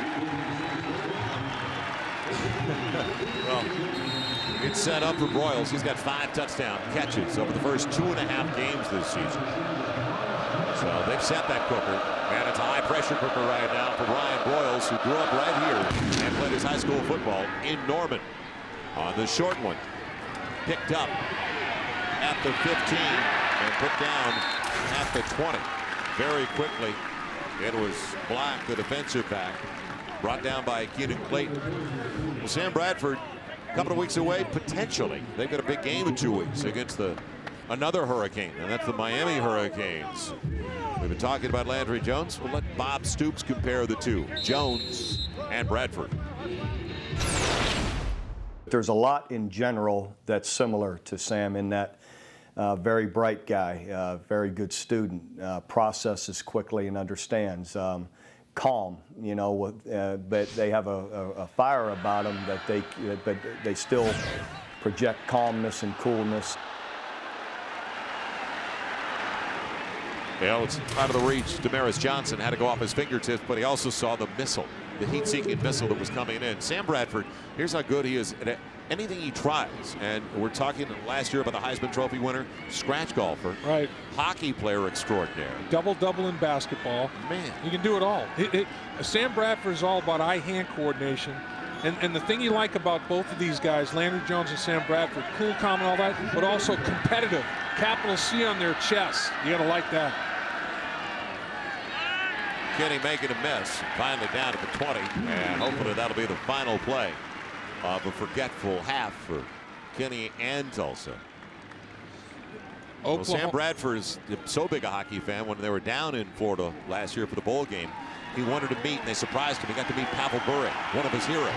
And he was the best hockey player in the area. He was talking to his parents about moving to Canada. He was so interested in the sport. He wanted to play junior hockey up there. He's gifted. There's no question. So it worked well early for Tulsa, and then they beat themselves with turnovers. Chances were there as we head down to Jim Knox. Knoxy. All right, Coach, you got to be pleased. Your defense already capitalized on 3 turnovers and basically shutting Tulsa out of the end zone. Yeah, we still feel we can play the run a little bit better than we have, but overall we've come up with some big plays and some key stops. What about Landry Jones? He started slow with the interception, but right now 3 touchdown tosses. He's doing an excellent job. We had some drops as well. If guys will catch the ball for him, he's doing great. All right, Coach, best of luck. Thank you very much for the time. Halftime in Norman, Oklahoma with the score 31-0 Sooners. Now let's join Darren Horton with the Geico Halftime Show. Darren. Thank you very much. Welcome to the Geico Halftime Show. Darren Horton in our Big 12 College Football Saturday studios. Week 3 of the college football season, and the Heisman campaign is picking up steam. Wait till you see what Cal's Javit Best did today. A record performance in Minnesota. We'll have highlights of the 7th-ranked Bears coming your way when the Geico Halftime Show continues.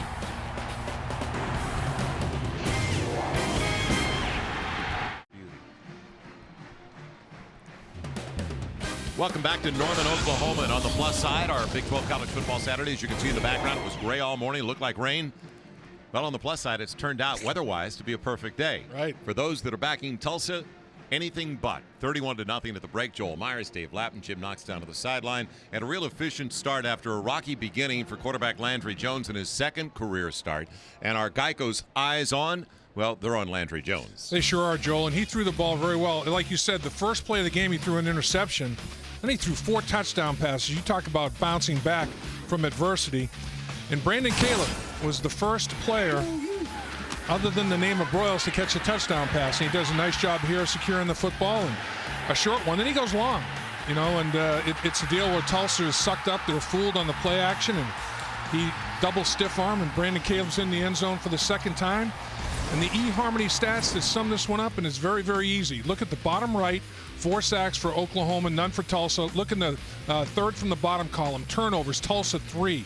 Oklahoma won the first play of the game. Tulsa gets no points on that short field. They turn it over twice themselves in the red zone. 2 of their 3 turnovers, an interception, and a fumble, eliminated them from scoring any points. It has been self-destruction by Tulsa. Not taking advantage of any opportunity is the story of the game, Joel. And as we said, time of possession, the most misleading stat most of the time in football.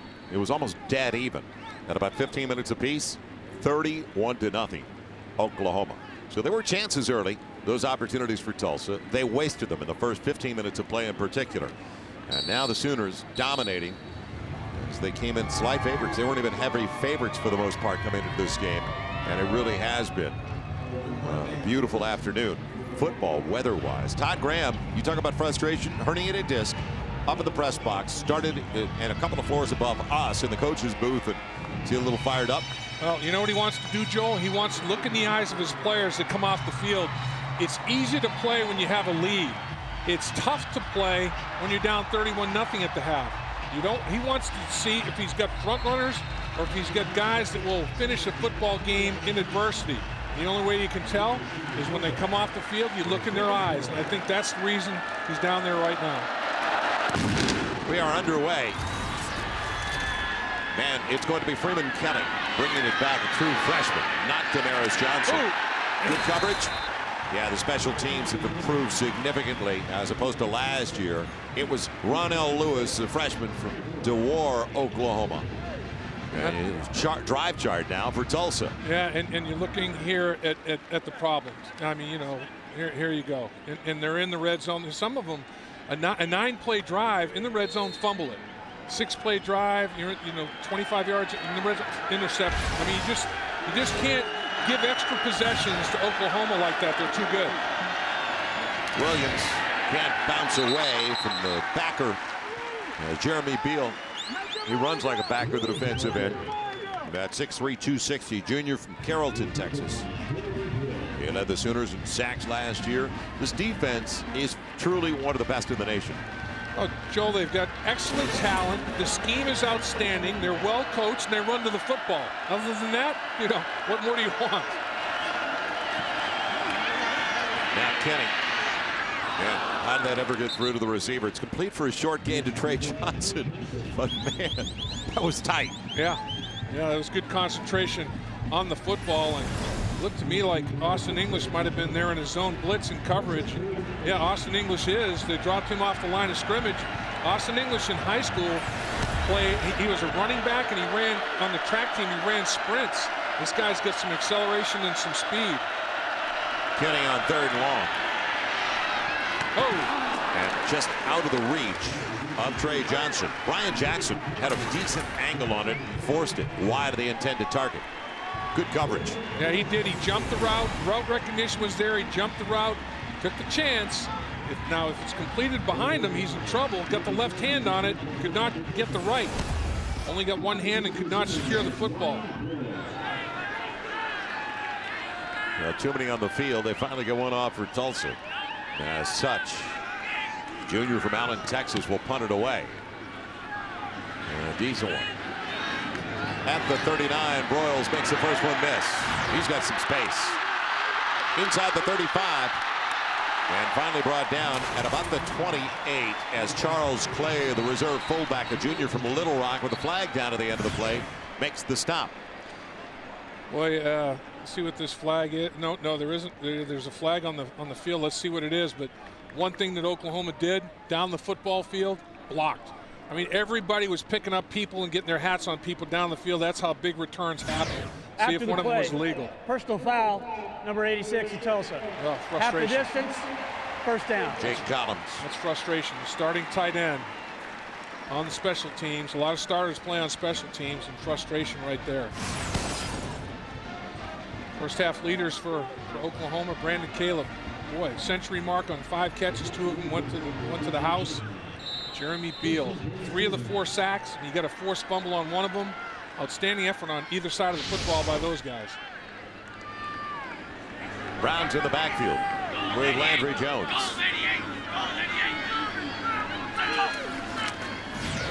It'll be Chris Brown. Couldn't make a miss. Otherwise, there's some space behind Klingscale. They still are rotating offensive linemen into the fray. They're still trying to find the right combinations. And when Oklahoma's right, even in their great years, they played 7, sometimes 8 offensive linemen. They like rolling guys in there so everybody gets experience when games are still on the line. Just in and out of Broyles' hands. It was hot, and there was good coverage from Antle on his hip as well. So one of the few that got away from Broyles. Well, talk about a short field. This one starting as we look at the first half drive chart. This one started at the 14. The first play of the game, interceptions thrown, and then wham. In the last 4 possessions, put 7 on the board. That'll get it done. That's pretty good efficiency. Third and still close to 10. And a little middle kind of bubble action. Diving. Touchdown. Boy, Broyles almost lost control of it before he crossed the end zone when he stretched out with that right hand. Now, you have to have possession when you cross that goal line. He didn't have it when he landed in the end zone. He was bobbling it a little bit, but just over the outstretched hand of the linebacker. Bob Stoops talking to Broyles about ball security right there, I believe. Make sure, don't celebrate too early, because that can lead to tragedy. Jamie Stevens for the point after. So it took a long time, but a long field, a 14-yard drive, and a 38-0 lead. There are some really close football games going on this college football Saturday, and this isn't one of them. Big 12 College Football Saturday, brought to you by Geico, where 15 minutes could save you 15% or more on car insurance. By Philips HD, the images that move you the most are what we deliver the best. And the first down marker is brought to you by Overstock.com. Save up to 70% off brand names every day at Overstock.com. Overstock.com at home with the O. We are Oklahoma and all over it.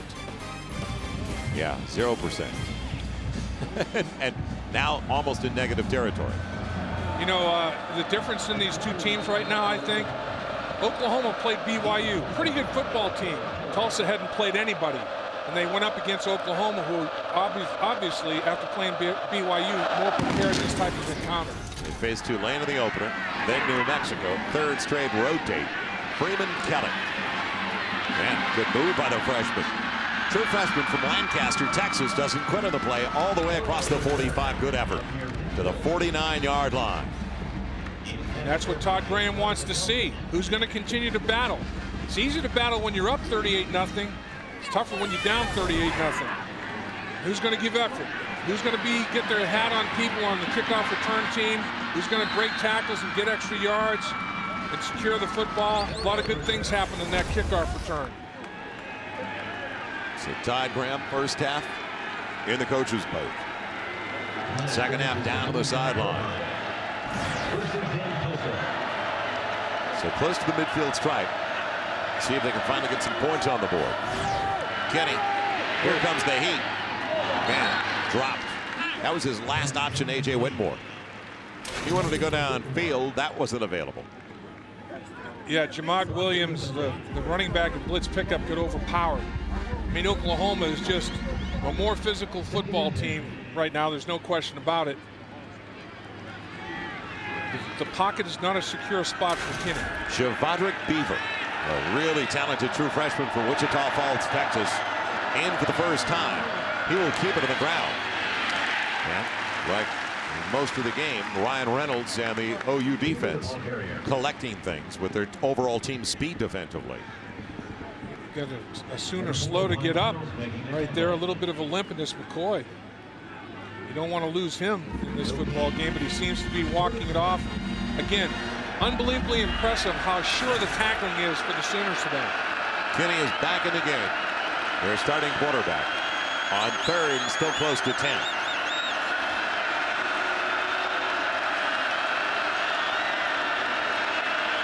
It'll be the first down of the second half on their second series. Kinney in trouble and on his way down, another sack. This time Travis Lewis, the weak side backer. That's 5 on the day for the Sooners.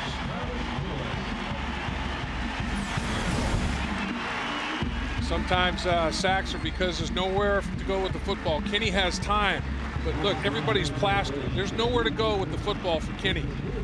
And over time, take him to the turf. You got to throw it away. If nobody's available, don't eat it and take the sack, throw it away. Broyles waiting for the Such punt. And on the sideline, forced out of bounds, just outside of the 15. Sooners all over it, dominating, and they get it back 4 minutes into the third. Sooners get it back deep in their own territory, already up 38-0, and our Best Buy connections of the game day. Well, it's Landry Jones throwing 5 touchdown passes. Caleb involved in a couple of them right here, but he spread the wealth. You get DeMarco Murray and a nice little deal with a make one miss, go up and over another one, finish. Not bad. And go back to the guy that he really has a connection with, Broyles.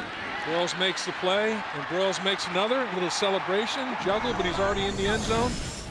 5 on the season now. He's got 8 touchdowns against 2 interceptions. Landry Jones, his best friend though, has been a dominating defense. And if they continue to play defense like they have and get their running game going, his 2 best friends right there. Oklahoma, and you talk about the defense, has held Tulsa at 135 yards, 29 on the ground, 329 overall for the Sooners. Scrambling. It's the running back taking to the cross, Calhoun. That's Jeremy Calhoun, his first carry of the contest. So they're starting to look at some of the second and third teamers. Well, they've got alternate number 1s. Calhoun again trying to bend it, find a little crease. Be your own blocker he was, with a flag coming out of the secondary after gain up to the 16. Well, let's see if maybe he caught a little overzealousness right there by Jarvis Jones, the transfer from LSU. He was really working hard in the second level. He was throwing some haymakers out there. He was getting after it. Nice downfield effort. Holding 47 of the offense. 10-yard penalty, second down. That's Rattery, the tight end, sophomore from Weatherford, Oklahoma.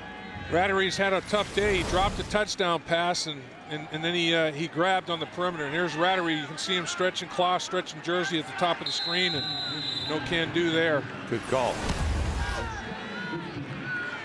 So now it's going to be 2nd and 15. Calhoun from Ben Wheeler, Texas. Jeremy goes 6 even, 220 pounds, a redshirt freshman. And it's going to be 3rd and long. You know, the thing that puzzles me is why Oklahoma's offensive line is struggling at this stage of the season. Is going against Oklahoma's defensive group as much as they do, it's got to make you better. I mean, it's just a matter of focus and concentration. They have it in them, there's no question.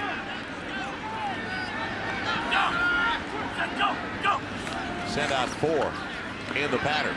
A ton of time for Jones. Great grab. It's Cameron Kenny giving them a first down with a dive. Yeah, he's a transfer from Garden City Community College. He boxed out Black on that one. Great protection. He's working on Black, and he just bodies him up, boxes him out, catches the football, goes to the turf. That may be reviewed upstairs. Boy, nose of the football was right through his hands. They're not going to go upstairs. 38-0. It shouldn't impact this game. No. And now, do we have a timeout call? I think they're resetting the clock. The clock was wonker jaw. There'll come a point in this game on the other sideline as we look at Bob Stoops. Please reset the play clock to 25 seconds. For Todd Graham, when you say My conference schedule is everything, and this is a non-conference game, of course, for Tulsa, not a member of the Big 12. So when do I keep it to the ground? When do I make the most of it, running the clock, and try to get out of here? Well, last week against Idaho State, both coaches agreed at the half to let the clock run because the weather was so bad and the score was so out of hand. Now Calhoun. Good move. The pursuit.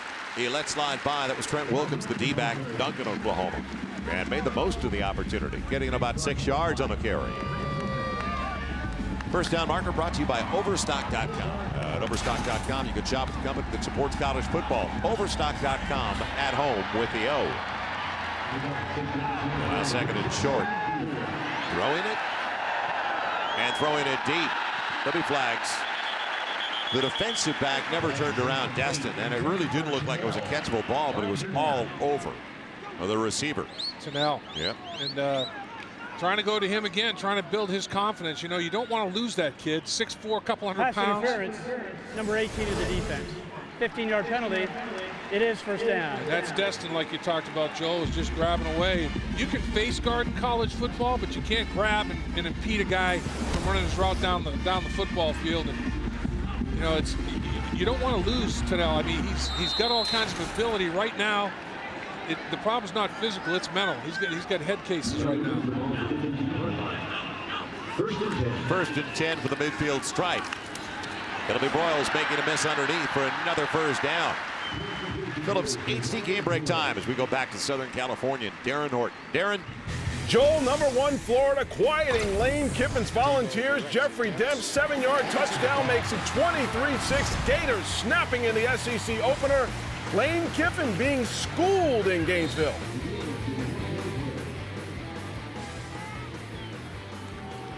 Thank you, Darren. Well, they hung in there early. That cover 2 Monty Kiffin defense. But then the Gators took over, didn't they? Yeah. And Monty Kiffin will tell you that cover 2 was better when he had Warren Sapp and Brooks and Lynch and all those guys too. We come right back to Norman, Oklahoma in a one-sided affair.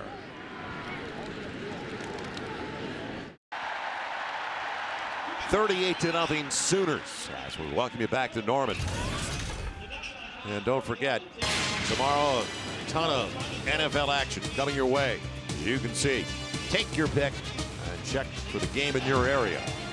It'll all start at noon Eastern, 9 Pacific with the Fox NFL Sunday. Drew Brees, what a start for the New Orleans Saints and Drew Brees. I know Phillip Rivers is a good quarterback, but man, Drew Brees. He's something. Got him for nothing, basically. Ton of time. In stride, Broyles, touchdown, Oklahoma. It's pitch and catch time now.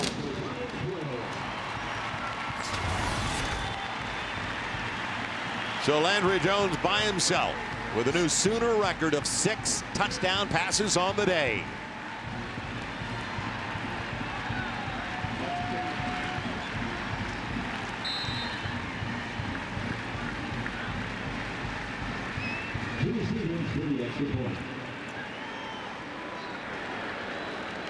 It'll be Jimmy Stevens for the point after.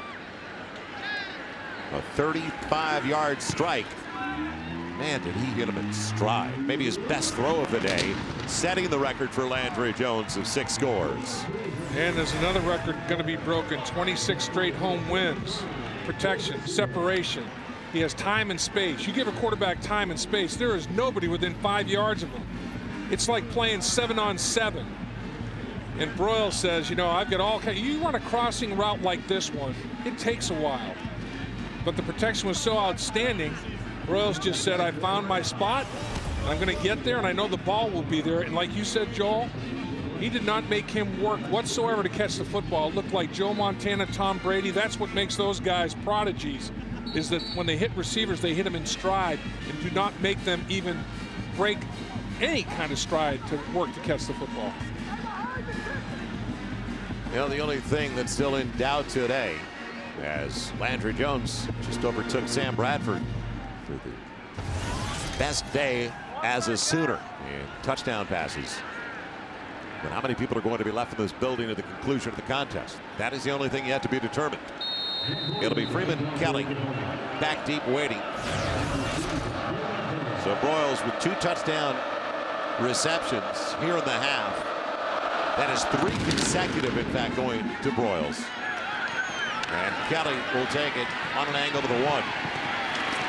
Not much room. And they set him up to just simply be pounded that time by Javon Harris, the defensive back from Lawton, Oklahoma.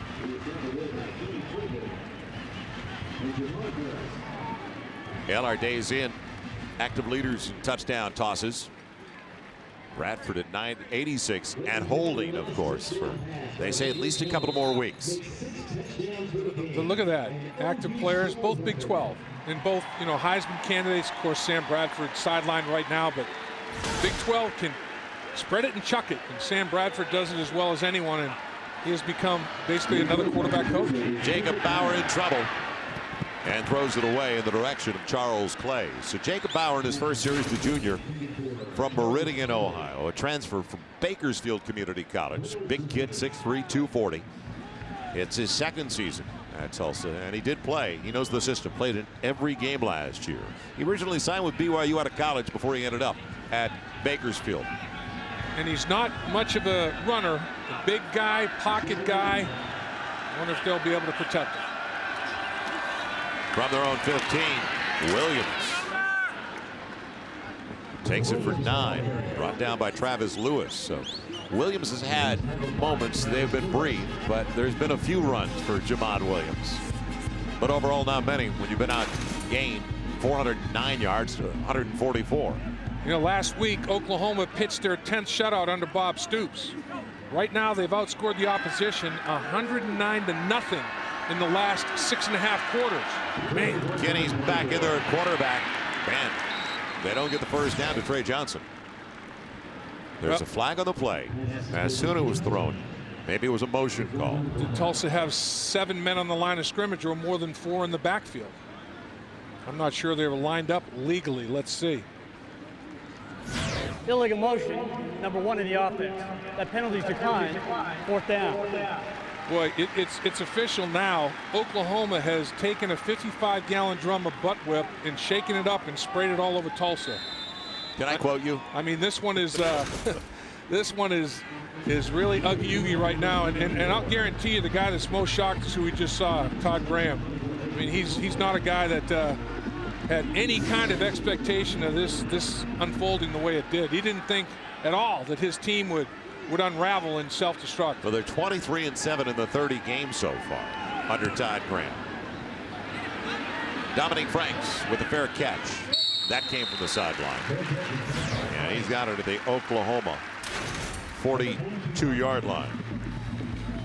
Well, Bob Stoops has got it going on here.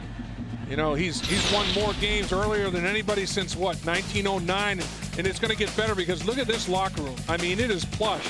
I could, if they got a bed for me, I could live there. It's got every amenity you want. Your wife you said that. Yeah. Look at this is the rehab facility. They're 3 feet deep. They can put ice in them, and they've got jets. And I mean, it's as nice as I've seen it. And when recruits go in there, it's pretty impressive. They're overwhelmed. DeMarco Murray with a flag from the secondary. The back judge got a yard, and that's it. You got way too comfortable, as a matter of fact, in there yesterday. And I know you have no eligibility remaining.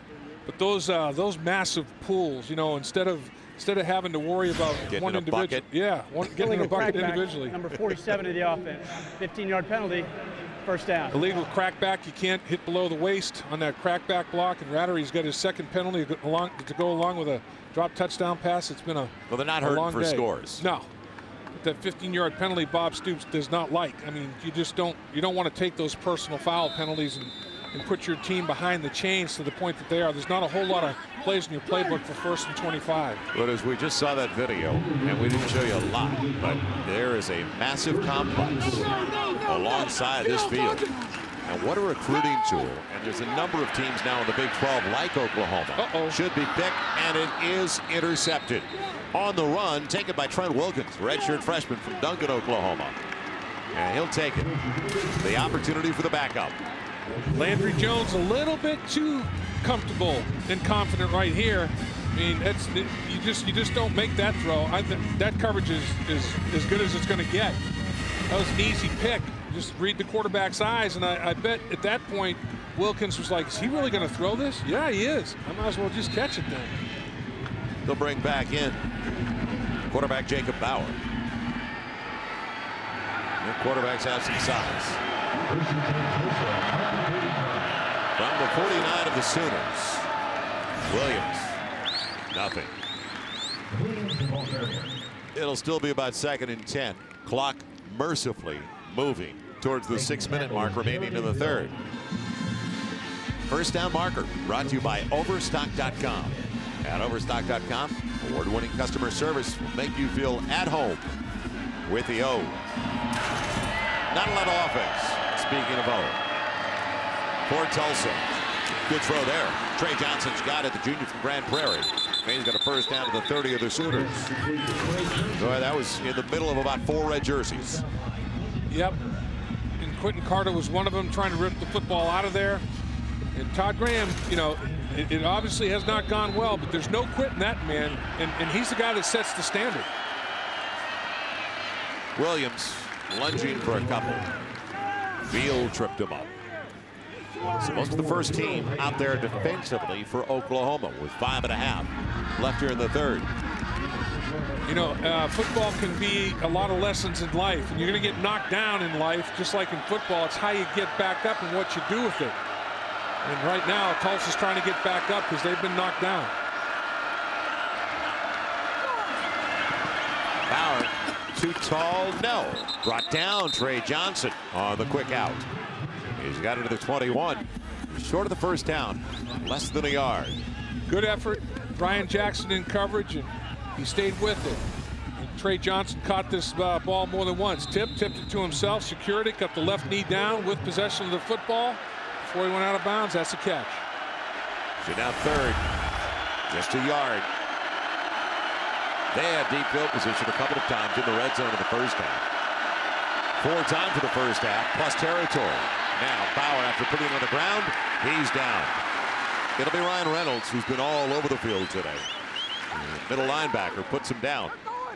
It's 12 tackles for Reynolds. Now, do you get on the board of the field goal? You know, Fitzpatrick, this is obviously well within his range, or do you go for it? Oklahoma rallies to the quarterback once he realized that recovering from that bad snap is going to have to do something. Tulsa deciding to go for it. It'll be Bauer.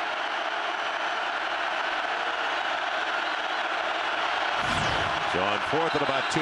There's movement in the left side of the offensive line, flinching a little bit. Make it 4th and 7. Yep. May see the place kicker here. Nope. Place kicker's on the sideline, begging to come in. Number 76 of the offense. 5-yard penalty. 4th down. They got Kirk Puckett, a little bit of a flinch. You know, the crowd gets loud. Even though you're standing right next to the quarterback, you're going to be flinching over here. Some early movement. They'll go for it. So now it's going to be 4th and about 7.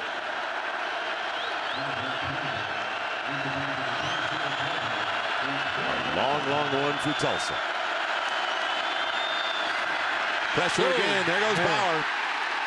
Got rid of it. Yeah, got rid of it anyway. It'll still be Oklahoma ball, but it'll be at the 27 instead of the 37. Bauer, 6'3", 242 pounds. He's bigger than a lot of the defensive players. The only people not bigger are the defensive linemen. And it's like, you know, Ben Roethlisberger, can you take him to the ground? He took the hit and just stayed upright and threw the ball away. I mean, dangerous, could have been picked off. He got away with it. It was 4th down anyway. He figured, what the heck? Might as well just throw up a prayer, and it wasn't answered. Well, Beal was there. Austin English was there. That was the sandwich. And now others getting involved for Oklahoma. First activity of the day for a running back last year that had a super game in the Big 12 championship game, Moses Madu. It'll be DeMarco Murray on the handoff. And good yardage on first down. You know, talking about the two guys that had him sandwiched, 6'3", 260, and in Austin English is 6'3", 250. The quarterback's about their size, 6'3", 245. So Austin English, Beal, what a rotation they've got at that defensive end position. When you throw in another one like Frank Alexander, I mean, they got 3 starters. First down, DeMarco Murray gets 3 to the 40. So fresh set of downs for the Sooners with 3.5 to play. Stop it momentarily. And Oklahoma's off next week, then Miami. And that is going to be an interesting matchup. It is. Miami has got a bunch of athletes that can really run. Oklahoma has to travel down there. Will Sam Bradford be back for Miami, or will they keep him out until the Red River battle down in the Cotton Bowl against Texas? Or will he be back then? That's a major question. Pressure on Jones, holding as well. You can see the hold as they tried to keep Ray out of the backfield. Audric Ray had a good push. Greg Burks, our Big 12 official. Holding 77 of the offense. 10-yard penalty, first down. Left guard Stephen Good trying to hold Audric Ray out of the backfield. Yeah, he got on an edge. Watch right here. He get on an edge, and then once the feet are even, he's by you. Right there, his feet are by you, he's by you. I mean, you're in trouble right there. Just trying to grab and hold on for dear life. Moving the pocket, a little dump off. And James Hanna, his first catch of the day. Gets some of the penalty yardage back. He'll be now second and a dozen. Well, it's time for Jim Knox at our freecreditreport.com. Down the sideline. Thanks a lot, Joel. The Sooner men right here. Fear the stash. You can see in honor of Landry Jones, Sooner quarterback. They got the fake stashes going. You know, I think Big Dave Lapham, these things will look good on you. Get your stash going right here. Fear the stash here with the Sooner men. Knoxy, if I reach puberty, I'll grow one. I can't grow one yet. I'm still working on it. Incomplete, trying to get it outside. DeJuan Miller.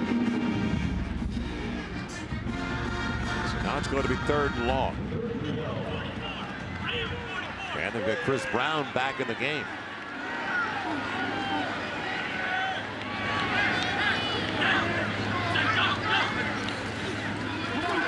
Here comes the heat. Little screen action. No. And won't get the first down. Good pursuit behind Chris Brown. Outstanding play. Picking him up for Tulsa. It was Arnick, the linebacker from Dallas. Yeah, pretty good job of the few members retracing their steps when they read screen and get out there and get involved. Josh Heupel talking it over with his quarterback, Landry Jones. Josh Heupel, highly acclaimed as a quarterback coach. A lot of people think he's one of the best in the country. And Josh Heupel, of course, was the commander-in-chief at quarterback of the national championship team. Trey Johnson waits for the punt. And almost a perfect one by Tressway. Well, you were just talking about Josh Heupel. That, as we talked to Sooners coaches yesterday, an unlikely national champion. Right. The other teams that they were stacked with, everybody thought would win a national championship did. Heupel, different story. Well, look at what we got coming up next week. College football Saturday. We've got Southern Miss, Kansas, and Southern Miss has got the triplets, Davis, Fletcher, and Brown, and Kansas has got the quadruplets, Reesing, Sharp, Meyer, and Briscoe. And Todd Reesing is, people missed on him. That guy can play. Those are his numbers today in the win over Duke. Shavadrick Beaver. We've been told he is some kind of athlete. True freshman, Wichita Falls, Texas, 6'3", 190-pounder. Late flag. Could play a lot of different positions. Little extracurricular going on, a late flag there. The referees don't want to lose control of this football game. It's already out of control. Well, not in terms of extracurriculars. The scoreboard is a little bit slanted, obviously. But you know, now this is when frustration can boil over, and referees want to make sure they keep a tap on it. After the play, personal foul, number 89 of the defense. 15-yard penalty. It is first down. Cordero Moore, the senior from Mesquite, Texas, a tackle. Let's take a look at a little misdirection. Watch the lineman all pull one way, and then Beaver goes the other. I mean, pretty good little action right there. And Beaver is very, very athletic. Big body guy. He can finish runs. He's got a bright future. Giving him some snaps against the defense that can really, really react and run. From the 44, Beaver losing the handle, but you can see how elusive he is as Keenan Clayton poked it free momentarily, but The way he stops and starts. Break an ankle, why don't you? Keenan Clayton is a very, very versatile defender for Oklahoma. He can play linebacker. He can play in the secondary. Number 22 in that red jersey gives Oklahoma's defense very, very valuable snaps. They can put in they can be in different defensive packages without substituting. It's Bauer. His turn. And the quarterback, he runs like a linebacker down to the 43. And I'll tell you what, the guy that laid the wood on him brings it. Quentin Carter will hit. He's a headhunter. But that's a big body coming at him. He wasn't bashful. He was not, squirmish about the contact. Man, that's a big body to take down there. He looks like he belongs in a Sooner uniform, doesn't he? He's got that look. First down for the 43.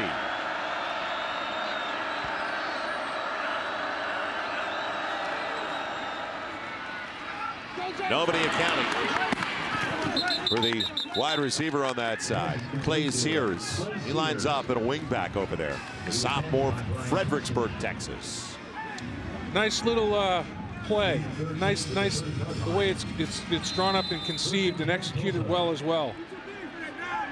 So that's going to be the final snap of the third 15 minutes of play. We get ready for the conclusion. A long one so far in Norman, Oklahoma. It's the Sooners defensively doing a number on Tulsa. They lead it after 3, 45-0. You're watching Big 12 College Football Saturday presented by Phillips HD.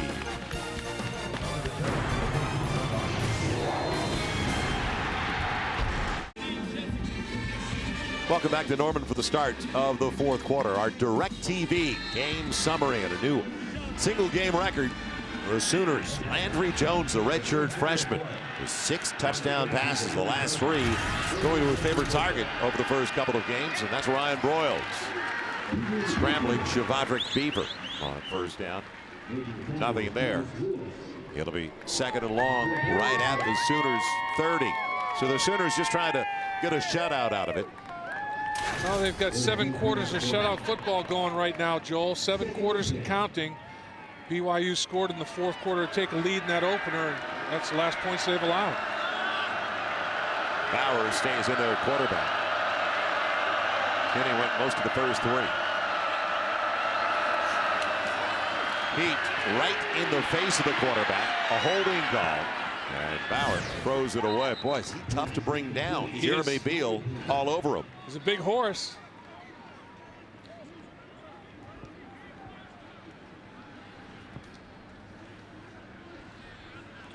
Another hold for Tulsa. Holding, number 53, the offense. 10-yard penalty, second down. That's called on true freshman, Trent Dupe.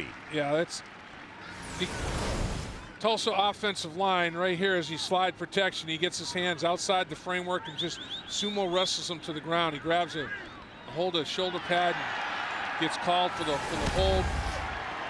There have been 6 or 7 quarterback sacks, quite a few tackles for loss, interceptions. It all starts because right here they got a little bit more maturation to do, and they are without the best lineman on their football team. Tyler Holmes will be out for a while with a broken fibula. Kenny comes on the field late, looking for a screen, and should have been picked. Dropped by Travis Lewis. You think he's a little upset? Phillips HD game break. Let's go to Darren Horton. Darren. Joel in Seattle. This pupil-teacher matchup is getting more interesting by the moment. The Huskies' Eric Folk bangs it home from 46. Washington leads number 3 USC 13-10, under 9 minutes to go, Joel. Wow. Well, Matt Barkley out. Aaron Corp started on the road in a difficult place. I've done a number of games up in Seattle. Tough place for your first career start.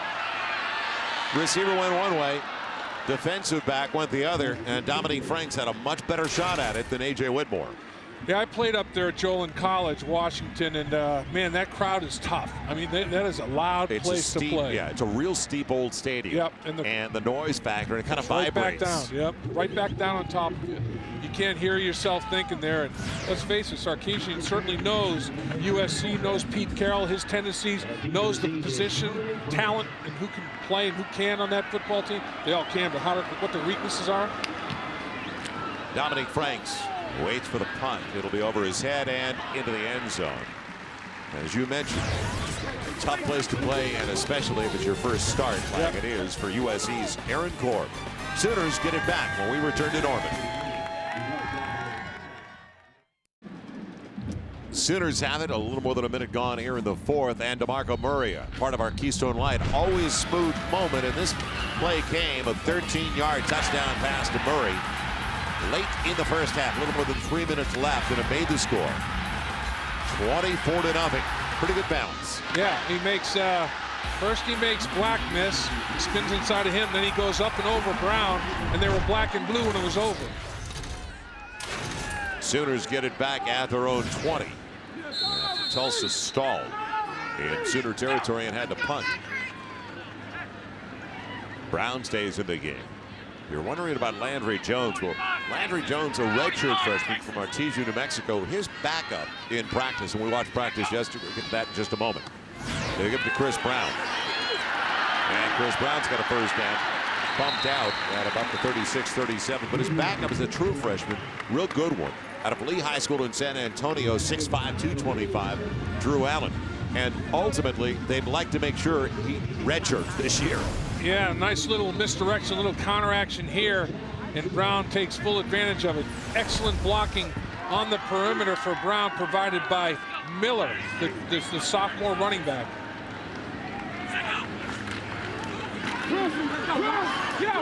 Moses Madu, who had over 100 yards, Big 12 title win last year, now at wide receiver, taking it in rhythm, brought down by Audric Ray after a game of only a couple. So they've used a lot of true freshmen over the first two games, the Oklahoma Sooners. Most of those on specials, a couple on defense, but Drew Allen, I think they'd like to keep his red shirt.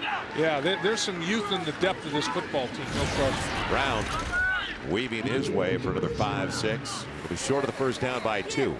Now they just want to get out of here healthy. Clock's rolling, 2 minutes gone by in the fourth. Find out over the next 2 weeks whether they get back their Heisman Trophy winning quarterback Sam Bradford for the Miami game.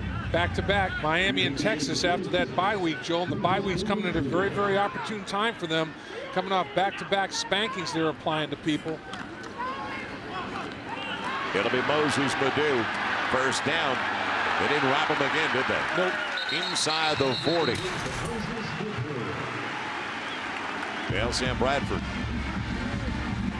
coming off his Heisman season where he threw for better than 4,000 yards, is already the all-time leader among Sooner quarterbacks. Now remember, they ran the wishbone a long time here, but recently they've had some very good ones. Well, Jason White, a Heisman Trophy winner, and Sam Bradford passed up a Heisman Trophy winner with his effort down at BYU before he injured that shoulder. Brown, or Megan Calhoun rather, 23, not 29.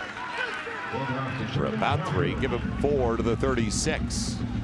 Yeah, you look at the Heisman Trophy winners in Oklahoma history, you know, as running backs. And then all of a sudden they changed the whole dynamic of their offense with the spread. Bob Stoops brings Mike Leach in here initially to install it with Josh Heupel, and then all of a sudden, boom, here comes White, here comes Bradford, Heisman Trophy winners at quarterback. Calhoun won't go down. Backwards, he gets the first down. The last 2-3 yards. Down to the 29. Good experience. Whether it's Calhoun this week, last week it was Jonathan Miller, a true freshman from Garland, Texas. There's Josh Heupel. And the national championship game, don't forget, when he was a Heisman runner-up in 2000. Their 7th and most recent national title. Well, what happened with the 2000 team, they stayed healthy. They caught every break there was to catch, and the schedule was favorable. And all 3 of those components equal national championship. We needed it, didn't we? Tulsa calling it a timeout. 11:44 left when we come back to Norman.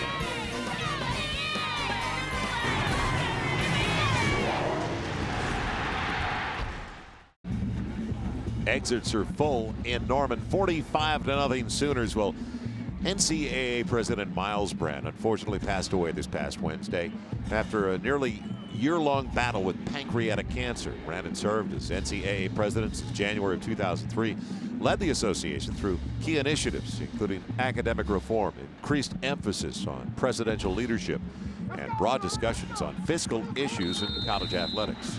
Our condolences go out to the entire Brand family. A great loss, a great man at the age of 67. Penalty flag here, stopping action. Yeah, you know. False start, number 70 of the offense. 5-yard penalty, first down. That's Corey Brandon. Joel, yeah, you talk about, was your life meaningful? I mean, did your life affect others in a positive way? I think Miles Brand and his family can, you know, basically take solace in the fact that his certainly did. I mean, he had a major influence on a lot of people, and in years to come, his influence will be felt as well.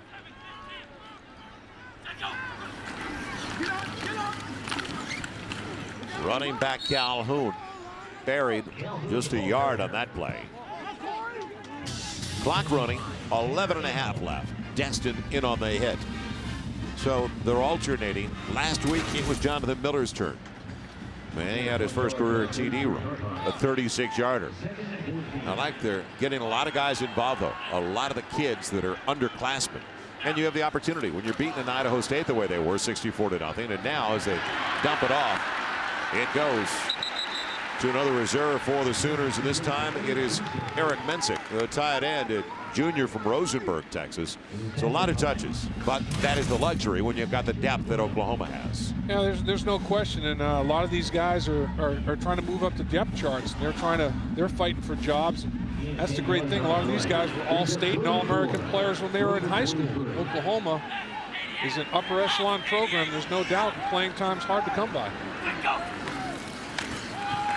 Landry Jones out of the hands of Calhoun. He would have been able to get to the first down. He was tracked pretty well on the sideline with the D-back coming over, but it looked like he could have spun to the first down marker. So now an opportunity for Jimmy Stevens. And this was a concern last year. Stevens done a good job. He's 3 of 3 so far this season. He's got one early in this game. Short one, 25-yarders. You know, you look at 10 shutout was last week in Bob Stoops' history as a coach here. When's the last time Oklahoma had back-to-back shutouts? They're looking at that now. Missouri hung up 52 on Furman. Line drive. Duck hook off the first tee. I've got that shot in my bag. Yeah, he hit the top half of the football. Can't hit the top half of it. So a missed 40-yard attempt for Jimmy Stevens. Stay with us in Norman at 45-0. Transportation for us provided after the game. 10:32 left. Sparing no expense once again. Bauer in a quarterback. Big run up the middle. And it was Willie Carter. Horse collar. Yeah, horse collar. collar behind Willie Carter, the redshirt freshman from Crockett, Texas. We said collar, not just plain horse. Got the blinders on. They're focused. There's going to be a little add-on here of a few yards for the old horse collar. You can't take a guy down by the nape of the neck at the shoulder pad area and just haul him to the ground. Basically, the Roy Williams rule as such. Roy Williams, a great safety here. He got TO a few times in the NFL, a little injury as a result. There was no foul on the play for horse collar. Runner was not pulled down immediately. Not pulled down immediately. You have to, the horse collar in the back of at the nape of the neck, basically, and then, but the runner takes another step. So it said not pulled down immediately, so ate that flag. It'll be a first down after the run by Carter. Carter stays in there. Meets Ryan Reynolds, doesn't he? He pushed him back for about 3. But now if you're Tulsa, you feel the same way. You want some positives to carry into your next one. You want to get out of here intact. I'm talking about health-wise. I agree, Joel. I can't tell you the respect I have for Ryan Reynolds. This is a guy that loves the game of football. To rehab through the knee injuries that he's rehabbed through, and, you know, obviously when they lost him against Texas last year, it was brutal for the defense to adjust. This guy is all football player. He's a coach on the field. Yeah, ACL is Bauer. Puts it up, should have a flag. No flag. It goes incomplete for Chris Ford. You can face guard in college football, so they decided that that's all that went on there. But looked like contact. Reynolds, 2 ACLs. So he knew what he was looking at the second time, obviously, having gone through it once. But to come back and be as effective as he is, it's a heck of a story. It's a heck of a story of determination and will and discipline and everything. Shavondrick Beaver in there at quarterback. A true freshman. And Carter battling for the first down. He's got it across the 47 out to the 49-yard line. He's a load. 6'2", 210-pounder. Joel, big in Texas. That's another Texan. Got a little information for you. Last time Oklahoma recorded back-to-back shutouts, 1987. Shut out North Carolina, and guess who? Tulsa. And then the last time Tulsa was shut out in 2004. But the last time Oklahoma went back-to-back shutouts, 87, Tulsa was involved in that. Will it happen again? Well, this is going to be a record-setting day. You talked about it in the first half. This is going to be the 26th consecutive home win for the Oklahoma Sooners. Beaver making Austin English miss right at the point of attack. Ryan Jackson forces him out, but we talked about how elusive escapability of Beaver. Watch this play. Yeah, he was a busy Beaver on this one. Look at all that he did. I mean, the juke right there, a little stiff arm. That's Austin English. I mean, that's pretty impressive. Then he just picks up a block down the football field. Pretty good vision. You can tell he has got that silky smooth athleticism to him. He didn't panic, did he? No, not D-end right in his grill. Yeah. Just made one move, a little stiff arm for space, and gone for 10, 11 yards. Beaver out of the edge, makes a miss again. Down to the comeback route. Flags, then another one potentially at the end of the completion by Ford. As Quentin Carter popped him at the end of the play. Feisty group of Tulsa Golden Hurricanes. And Todd Graham has to be pleased with not the scoreboard or anything that's transpired, but that his team is still playing real hard. Yeah, they're not surprised there. There's no quit in them because there's no quit in Pass Todd interference, Graham. number 82 of the offense. 15-yard penalty, first down. Call it on Sears, the tight end. OPI, offensive pass interference. Can't push off to separate and to gain an advantage. Let's take a look at him down the football field. He's blocking. He's thinking that the quarterback's going to run the football. So he's blocking down the football field, and they call him for offensive pass interference. Well, was that a block? I mean, there was. He put his hands on him and pushed him. There was not much there. That's what they were. That's what and the call was. 45-0 with 8:22 to play and counting. I still say there's not much there. 1st and 20. Or make it 25. Beaver in trouble. And got rid of it despite Austin English. Man, oh man.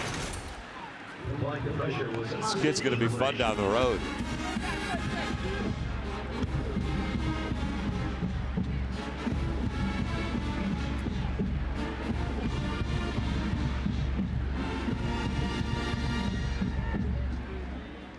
It'll be the first loss of the season for Todd Graham and Tulsa. Mentioned though, 3rd consecutive game on the road. Cha-ching. It's about paydays, isn't it? 5 of their first 7 are away from home. And this is a nice payday. There's a rivalry too. Usually it's closer to this.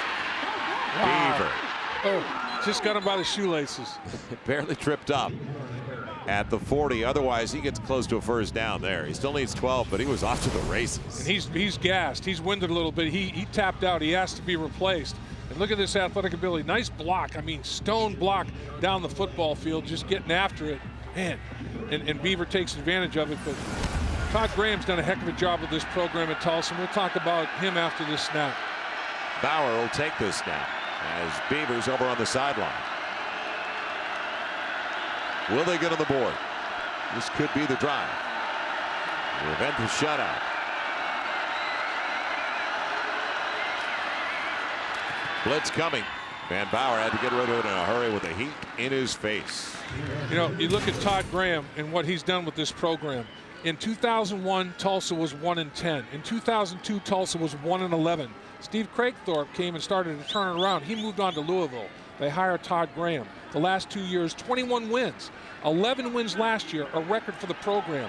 This is a blip in the, a little bump in the road, a blip on the screen. The body of work is strong for Tulsa, very, very strong, and I think the future burns brightly with Todd Graham at the helm. A sensational start, and this is third season, winning 23 of the first 30, but screen and Carter knocked out of bounds on 4th and 12 and won't get it. So the Sooners have it when we return. And only 7:05 remaining. Trying to hold on for a shutout.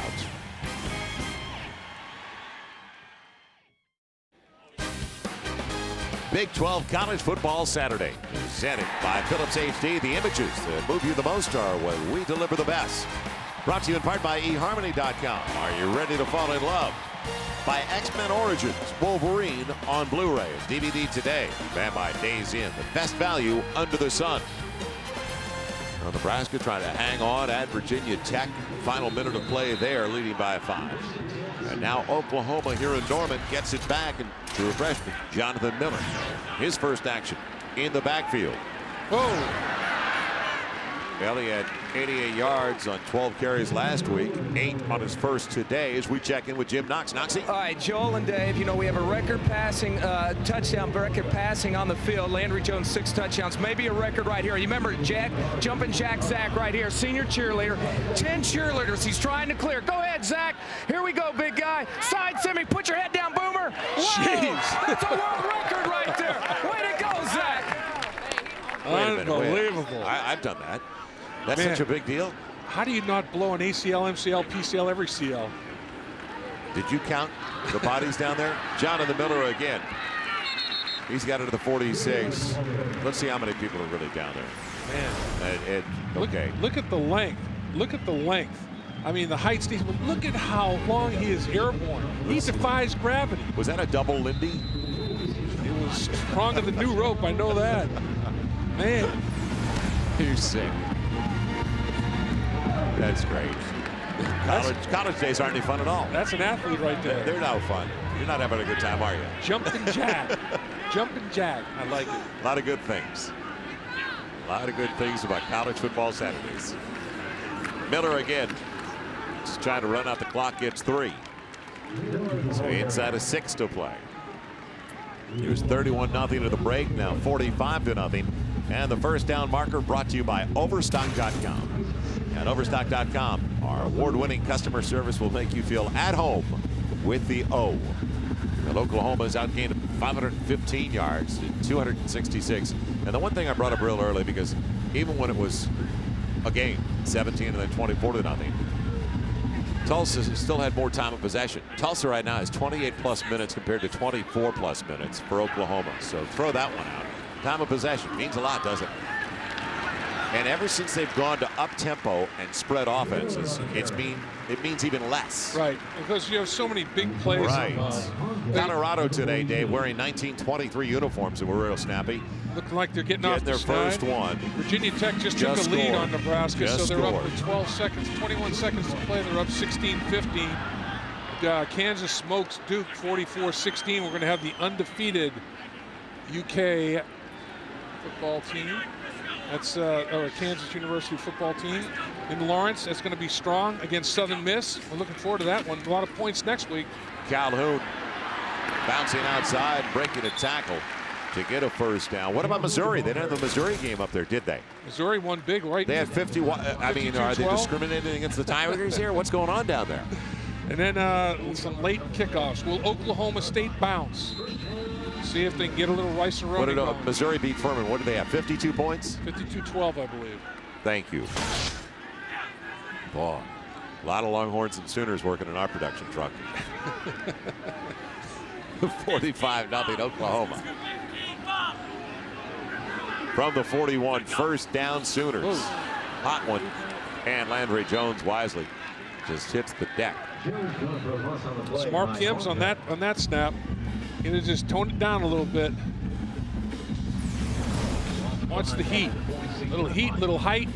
Landry Jones keeps it alive, taps it to himself, but takes a sack as a result of it. Manga, the senior from Winfield, Kansas, was on top of the situation just in case he thought he was going to do something. Running the play clock. Inside of 10. Another hot one. Calhoun with a flag down on the play, also down after a gain of only a yard. Good play by Dexter McCoyle on the outside.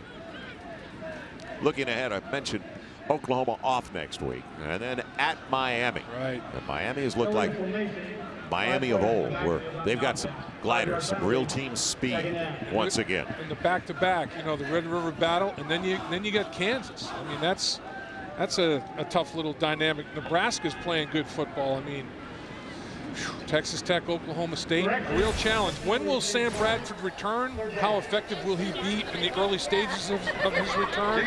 A lot of ifs, a lot of question marks. The good news is they're developing a backup quarterback that is maturing with every single snap. He sets a record today. Landry Jones, 6 touchdown passes in one game. Well, you see the mustaches around the stadium today for Landry Jones. And those look more Groucho Marx than Landry Jones. Throwing it away wisely. Got linemen downfield, but they didn't throw the flag on that one. And looking ahead now for the Hurricane of Tulsa. And their schedule, and I talked about it, the conference schedule meaning so much to them to get ready for that. Boise State, great game against Fresno State last night. Boise State, top 10 football team. That's going to be a real challenge for them real quickly down the road. So Houston upset Oklahoma State in Stillwater, November 7th. They've got them. I mean, Southern Miss, another good football team. They got some challenges. They almost get to Tress Way. And it'll hit inside the 10. And nice play downfield, saving it. James Winchester, the deep snapper. So the deep snapper basically untouched, the sophomore from Washington, Oklahoma. He's got some wheels. It helps when nobody touches, you know. Don't forget tomorrow, Fox NFL Sunday. Drew Brees and the matchup with the Eagles. Doesn't look good for Donovan McNabb in his start, but a good one. And then second half, Bucs, Bills, Seahawks, 49ers. All starts with the kickoff show. Pre-game at noon Eastern. Bauer back into quarterback. You look at James Winchester. Not only did he have wheels, how about the balance? He looked like a ballerina, tightrope in the goal line. I was waiting for him to just arabesque and plie at the conclusion a little bit. Well, heartbreak city for Nebraska, but if there's one school that needs some pick-me-ups and you don't feel badly about it, it's Virginia Tech. And they won it by 16-15, and they've had some real down moments, as we all know, over the last couple of years. Another one recently. So the Hokies win it 16-15 over the Cornhuskers, but the Cornhuskers really played great football all day. Came down to the last down. It was a 4th down pass completion that won the football game with 21 seconds to go. Just a Donnybrook. Stop the running back, Carter. So now it's going to be 3rd and long. Got to get off the air. Inside of 2.5 left. Well, I think Oklahoma's shutout looks like it's got a good chance of taking place. And again, the last time they had back-to-back shutouts, 1987, they shut out the North Carolina Tar Heels in Tulsa. And then Tulsa could be involved again after shutting out Idaho State last week. Tulsa could be the 2nd consecutive shutout once again in 2009.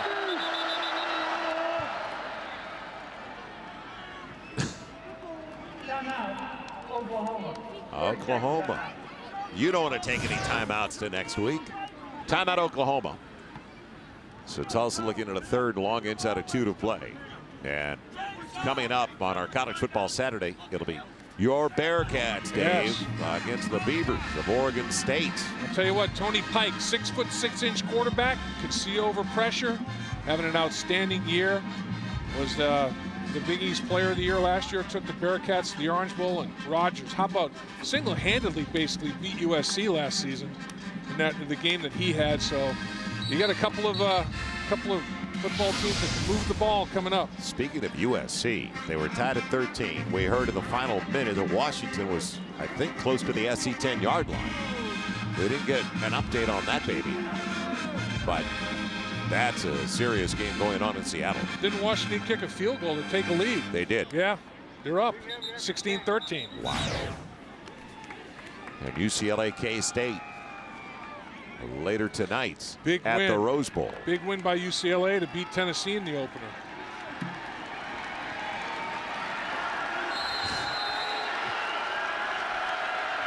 So we know some of you are going to be leaving us momentarily.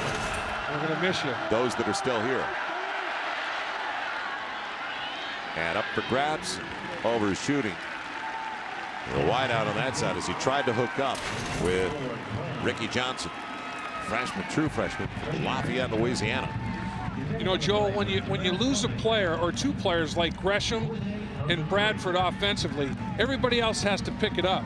And Bob Stoops has to be pleased. His defense pitches back-to-back shutouts. His offensive line starts to gel a little bit. The running game improves. That's what has to happen when you lose two prime players like Oklahoma lost. Everybody else has to do a little bit more. And the Sooners are bouncing back. Such from the back of his own end zone. Dominique Franks waiting.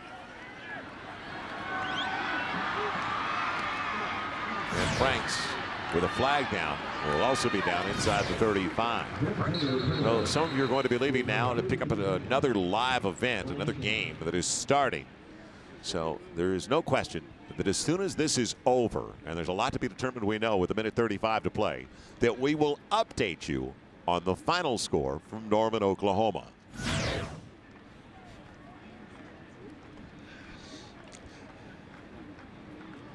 Those of you that are still stuck with us. 56 on the return team. Man, illegal block in the back. I need a napkin for that sarcasm that's dripping from you. Not me.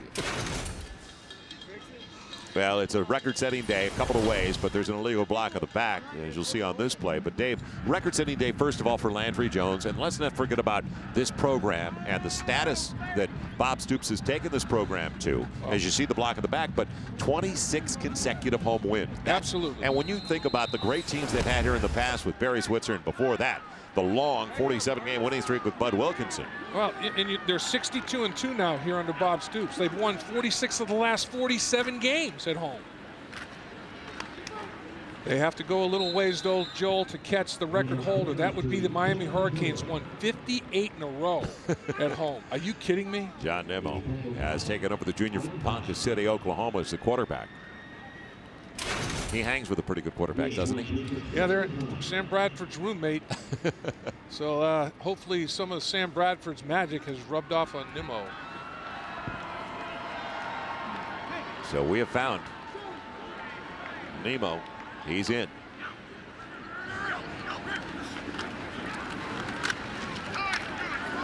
Be your own blocker.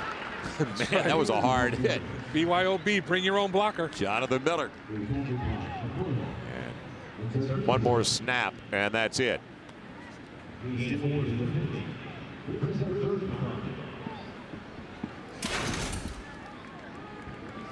So congratulations for the Oklahoma Sooners with a new school standard for consecutive home wins.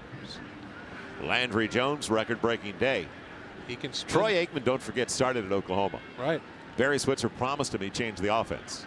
Okay, that was before Troy broke his leg and ended up at UCLA. Barry had his fingers crossed.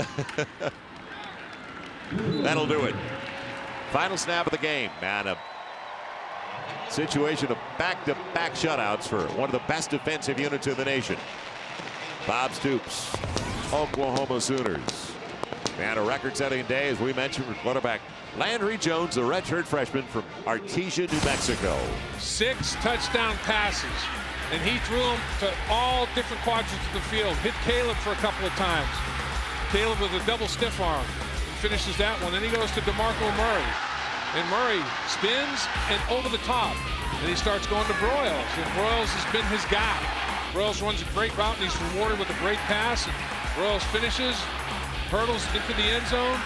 Just an outstanding day for Broyles, Ryan Broyles, and his quarterback Landry Jones have a little something going on. You know, they got that little special bond. Let's head downstairs to Jim and Knox. Knoxy. All right, thank you, Joe. Coach, you got to be extremely pleased. Defense pitched their second back-to-back shutout right here. No points for Tulsa. You made the quarterback, Kenny, pretty uncomfortable today. Yeah, we've got a lot of pressure and thought we, for the most part, played a good, solid game defensively.